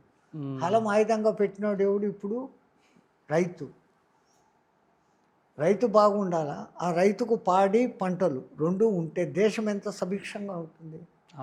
వాళ్ళని చూసి మనం తీసుకోవాల్సిన ఆదర్శం అటువంటిది. రాముడు ఉన్నాడు, ఏ గుడ్ అడ్మినిస్ట్రేటర్, తండ్రిని పాటించేవాడు. సమాజంలో తల్లి తండ్రి భార్య భర్తలు అన్న తమ్ములు ఎట్లుండాలా దాన్ని నేర్చుకుంటాం. కష్టాలు పడ్డాడు, మాట తప్పలేదు. ప్రాణ జాయ్ పర్ వచన్ నా జాయ్, ప్రాణం పోవచ్చు కాక మాట తప్పకూడదు అనే నిజాయితీ ఆయన్ని చూసి నేర్చుకోవచ్చు. Think every time in a positive way. మనం పాజిటివ్గా తీసుకోకుండా నా దేవుడు గొప్ప, నా దేవుడు తక్కువ, మనలో మనం అనుకుంటున్నాం. ఒక్క కృష్ణుడిలోనే 3-4 తెగలు తయారయ్యాయి సచ్చినాయి. మధురలో పూజించే కృష్ణతత్వం ఒక లెక్కన ఉంటుంది, ఇస్కాన్ వాళ్ళు పూజించే కృష్ణతత్వం ఒక లెక్కన ఉంటుంది. అసలు వెంకటేశ్వర స్వామిని పూజించే వాళ్ళే రింగు నామాలు, వీనషేపు నామాలు అని కొట్టుకొని వస్తాను. వీళ్ళలో వీళ్ళు చేసుకుంటున్నారు, ఎందుకంటే మా వర్గం గ్రేట్ అనిపించుకోవాలి, మాకు ఎక్కువ భాగం రావాలి. ఇక్కడంతా పైసా, ఆ వ్యక్తి స్వార్థం. దేవుళ్ళ మధ్య కూడా మనం కొట్లాటాలు పెట్టేసి మన కొట్లాటాలు వాళ్ళ నెత్తికి రుద్దుతాం, వాళ్ళ కొట్లాటాలు మన నెత్తికి తెచ్చుకుంటాం. నువ్వు నమ్ము, ఆ నమ్మేదాన్ని చేసుకో, ఇంకోటి విమర్శించకు. అప్పుడు ఏ కొలవట లేదు. మనదే మనం సరిగ్గా చేయలేక ఇంకోళ్ళని విమర్శించేదానికి పోతాడు. ఇది ఎట్లుందంటే మనకు నవ్వుబట్టింది, గీరుకునే టైం లేదు, వేరే వాడిని మట్టుకు పోయి గీకుతా ఉంటాం. ఈ వేరే వాళ్ళని గీకడం తగ్గించుకుంటే ముందు మన నవ్వ తగ్గుతుంది. ఈ కల్చర్లో ఇంకొకటి మాల వేసుకోవటం గురించి మీ ఉద్దేశం ఏంటి? అసలు మీరు ఎలా చూస్తారు? ఒక మనిషి నిజంగా 365 రోజుల్లో 30 రోజులు మళ్ళీ దానికి డిఫరెంట్ దేవుళ్ళకి డిఫరెంట్ మాలలు వేసుకొని 30 రోజులు సద్వినియోగంగా వాడి 330 రోజులు తప్పుదారిలో వెళ్తూ ఉన్నప్పుడు అసలు ఈ మాల అనేది, ఈ కల్చర్ అనేది ఎక్కడ స్టార్ట్ అయింది? అటువంటిది చేయకూడదు. ఈ 30 రోజులతో వచ్చిన జ్ఞానాన్ని మిగతా 300 రోజులు పాటించుకో అనే దానికోసం ఆచారాలు పెట్టారు. హ్మ్. సామాన్యంగా ఈ మారుతుంది మాలలు వేసుకుంటే ఏదో తెల్లారుజామునే స్నానం, చలికాలం అయినా కానీ చల్లనీళ్ళ స్నానం. హ్మ్. సో నీ బాడీ రెసిస్టెన్స్ పెరుగుతుంది. హ్మ్. చల్లనీళ్ళ స్నానం అంత ఆరోగ్యం ఇంకోటి లేదు. హ్మ్. So automatically it will improves your health. ఆయుష్ను పెంచుతాం. ఆ తర్వాత ఎప్పుడు ఆ భజనలు చేయటం. ఈ భజన చేసేటప్పుడు ఈ గోర్లు రబ్ అవుతాయి. హ్మ్. సైంటిఫికల్గా ఈ మధ్య ఇంగ్లీష్ వాడు ఏం చెప్తున్నాడు, when you are in stress, ఈ కంప్యూటర్ ఆపరేటర్లు అందరికీ చెప్తాను, do like this for 2 seconds you will stress free అంటున్నారు. హ్మ్.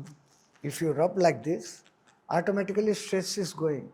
ఓకే. దీన్ని మన పూర్వీకులు ఏం చెప్పారు, చేతిలో చిడతలు పెట్టి ఇట్లా కొట్టేవాళ్ళు, హ్మ్.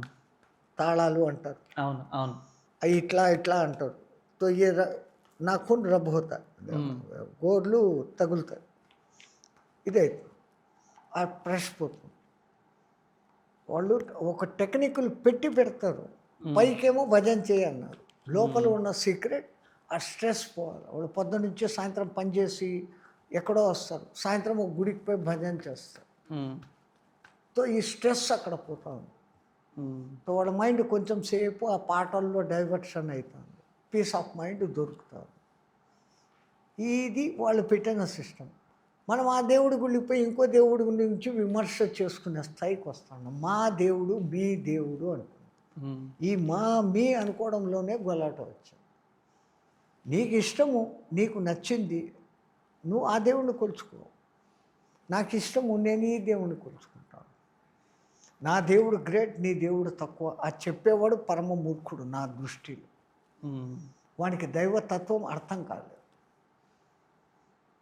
అర్థం కానివాడే ఈ విధమైనటువంటి వ్యవహారం చేస్తాడు. ఒకప్పుడు పాతకాలంలో వీరశైవులని శైవులని కొట్టుకుంటారు. ఈ నామాలు తిరునామాలు వెంగనామాలు అని చెప్పేసి వీళ్ళు కొట్టుకుంటారు. ఈ తేడాలు ఎక్కడా ఉంటాయి, అన్ని జాతులు అన్ని మతాలలో కూడా డిఫరెన్సెస్ వస్తాయి. ఎందుకంటే ఒక గుంపు చేరినప్పుడు గుంపులో అందరి పాయింట్ ఆఫ్ వ్యూ ఒక్కటిగా ఉంటుంది. హ్మ్. కొంతమంది డామినేషన్ కావాలా, నాకు పేరు ప్రఖ్యాతులు కావాలా అనుకునే వాళ్ళు తయారయ్యారు. హ్మ్. ఇద్దరు ఉన్నప్పుడు మళ్ళీ వాళ్ళిద్దరి మధ్య క్లాష్, నేను నిలబడాలా. సో దేవుణ్ణి వీళ్ళు వ్యక్తిగత స్వార్థాలకు వాడుకుంటున్నారు. దేవుడు అన్న పదాన్ని, నిజమైన దేవుడి మీద భక్తి ఉంటే అస్సలు ఇంకొకరితో నువ్వు క్లాష్ కానే కావు. వాళ్ళు నువ్వు దేవుణ్ణి చూసినప్పుడు ఇంకా నువ్వు ఎక్కడ క్లాష్ అయ్యేదానికి అవకాశం ఉంది. అందరిలో దేవుడు ఉన్నాడు అని డైలాగ్ ఏమో కొట్టేస్తాడు, హ్మ్. కానీ ఆడికి పోయినాక వాడిని చొక్కా పట్టుకుంటాడు. ఎక్కడున్నాడు దేవుడు? మనలోనే ఉన్నాడు. అలానే ఉంది. దానవుడు, మానవుడు, మాధవుడు ముగ్గురు ఇక్కడే ఉన్నారు. అందరూ పాడైపోయి నేను ఒక్కనే బాగుండాలి అనేవాడు దానవుడు. నా బతికేతో నేను బతుకుతాను అనేవాడు మానవుడు. నేను పాడైపోయినా పర్వాలే 10 మంది బాగుంటే చాలు అనేవాడు మాధవుడు. హ్మ్. ఆ ముగ్గురు ఎవరు? మనలోనే ఉన్నారు. మీరు ఒక ఇంటర్వ్యూలో మీరు ఏమన్నారంటే, మనం నాన్నమ్మ చెప్తే ఎందుకు వింటాము, నాసా చెప్తే వింటాం అన్నారు. నాన్నమ్మ చెప్తే ఎందుకు వింటాము, నాసా చెప్తే వింటాము అన్నారు. ఓహో, గుర్తుందా మీకు? సో అది యాక్చువల్లీ ఉపవాసం మీద మీరు చెప్పారు. అసలు ఉపవాసం అనేది ఏంటి? అది నిజంగా దేవుడి కోసం చేస్తున్నామా? లేదా మన మన బాడీ గట్ ఫ్రీ అవ్వడానికి చేస్తున్నామా? అదొక కల్చర్ నుంచి వచ్చిందా? ఎక్కడి నుంచి వచ్చిందా? పెద్దవాళ్ళు చెప్పింది అదే, ఉపవాసం. కనీసం ఆ ఒక్కరోజు 15 రోజులకో నెల రోజులకో ఒక్కసారి నీ మామూలు యాక్టివిటీస్ అన్నీ వదిలేసి ఒక దైవ సన్నిధానంలోనూ, ఒక పుణ్యక్షేత్రంలోనూ, ఒక తీర్థక్షేత్రంలోనూ ఆ రోజు నువ్వు గడుపు. ఆ దేవుడికి సంబంధించిన కీర్తనలు, ఆ ఏ క్షేత్రానికి పోతే ఆ క్షేత్రం, ఏ నదికి పోతే ఆ నదిలో స్నానాలు, ఆ తీర్థము క్షేత్రము అన్న చోట ఏదో ఒకటి ప్రసిద్ధత ఉంటుంది. అక్కడ ఉండి ఉపవసించడం, 2 రకాల అర్థాలు. అక్కడే నివసించడం, గురువుకు దగ్గరగా నివసించడం ఉప ఆవాసం అంటారు. దేవుడికి దగ్గరగా నివసించడం ఉపవాసం. నిజంగా మన పూర్వీకులు కూడా కనీసం 15 రోజులకు ఒక్కసారి ఉపవాసం ఉంటే నీ మెటబాలిజం అద్భుతంగా ఉంటుంది, అనారోగ్యాలు రావు అని ఏకాదశి ఉపవాసాలు అని పెట్టారు. ఓకే. అసలు ఏకాదశి అనడంలోనే ఎంతో అర్థం ఉంది. నీ అన్ని అవయవాలకు ఒకే ఆదేశ్, ఏక ఆదేశ్. 10 ఇంద్రియాలు ఉన్నాయి, దీనిపైన మనస్సు అనేది ఉంది, అది 11వది. 11 ఇంద్రియాలను ఒకే ఆదేశంలో పెట్టడం ఏక ఆదర్శి అని పెట్టారు. ఓకే. ఆ రోజు ఉపవాసం ఉంటే పుణ్యం వస్తుంది, నెలకి ఇది వస్తుంది, 2 ఏకాదశిలు వస్తాయి. కనీసం 15 రోజులకు ఒకసారి ఈ మిషన్కు కొంచెం రెస్ట్ ఇస్తే ఆ మెటబాలిజం అంతా సెట్ అవుతుంది. ఓకే. ఇది మాట మనం చెప్తే నమ్మం, కానీ అందుకే నేను ఆ మాట అనేది, నానమ్మ చెప్తే నమ్మము, నాసా చెప్తే నమ్ముతాము. అది 32 రోజులు ఫాస్టింగ్ ఉంటే అనారోగ్యాలు ఎన్నో పోతాయని చెప్పేసి జపాన్ వాళ్ళు సైంటిఫికల్గా దాని మీద 700 మంది మీద ప్రయోగాలు చేసి వాడేమో నోబెల్ ప్రైజ్ ఎత్తుకున్నాడు. ఈడ సనాతన ధర్మం ఎప్పటి నుంచో 15 రోజులకు ఒకసారి ఉపవాసం ఉండండిరా అంటే మనం ఉండం. అదే భోజనానంతరే శతపథం గచ్చయే తను మనోళ్ళు అన్నారు. అది మనకు నచ్చదు. భోజనం అయినాక ఒక 100 అడుగులు నడుచున్నాయన అని నడవం. కానీ ఇంగ్లీష్ వాడు వాక్య మైల్ ఆఫ్టర్ డిన్నర్ అంటే మట్టుకు రాత్రి 8 గంటలప్పుడు 1 కిలోమీటర్ నడుస్తాం. అదే వాడు చెప్తే నడుస్తాం, మనం చెప్తే కావడం లేదు. నేను అందుకే ఆ రోజు ఆ మాట వాడాను. ఉపవాసం ఉంటే నిజంగా ఆ ఉపవాసం ఉంటే కేవలం కడుపుకే ఉపవాసం కాదు, నీ కండ్లకు ఉపవాసం, నీ చెవులకు ఉపవాసం, నీ ముక్కులకు, జ్ఞానేంద్రియాలు 5, కర్మేంద్రియాలు 5కు సంపూర్ణ విశ్రాంతి ఇయ్యగలిగితే అది నిజమైన ఉపవాసం. మన వాళ్ళు అంటారు కనుక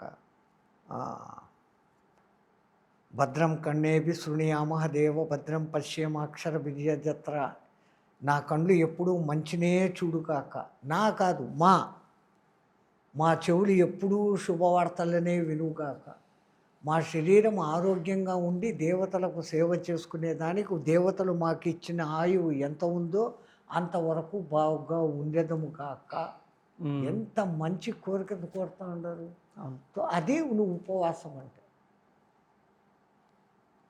మంచిగా చూడు, మంచిగా విను, మంచిని ఆస్వాదించు, మంచి మాటలే మాట్లాడు. ఎంత తక్కువ మాట్లాడితే అంత మంచిది.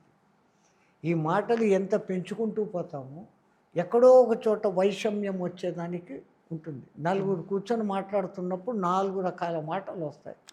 ఎక్కడో ఒకటి మాట తేడా అయిందంటే వీళ్ళు జుట్టు పట్టుకుంటారు. ఎక్కువ మాట్లాడితే ఇది గొడవ. అందుకని తక్కువ మాట్లాడండి, ఎక్కువ వినండి. ఎంత ఎక్కువ మనం వింటే మనకు ఎదుటి నుంచి అంత జ్ఞానం వస్తుంది. వాళ్ళ సబ్జెక్ట్ ఏదో మనకు అర్థమవుతుంది. వాళ్ళు ఏమీ చెప్పేదానికి అవకాశం ఇవ్వకుండా మనమే వాగుతూ పోతే మన సెల్ఫ్ డబ్బా కొట్టుకోవడం తప్ప, మన బ్యాటరీ డౌన్ అయిపోతుంది తప్ప రెండో ప్రయోజనం లేదు. ఇంకోళ్ళు చెప్పింది వింటూ ఉంటే మనం నిత్య విద్యార్థులుగా ఉండి ఇంకా నేర్చుకునేదానికి ఎంతో అవకాశం ఉంటుంది. వాళ్ళు చెప్పింది రైటా కాదా మనమే జస్టిఫికేషన్ చేసుకుని ఇంకా ముందుకు పోవచ్చు.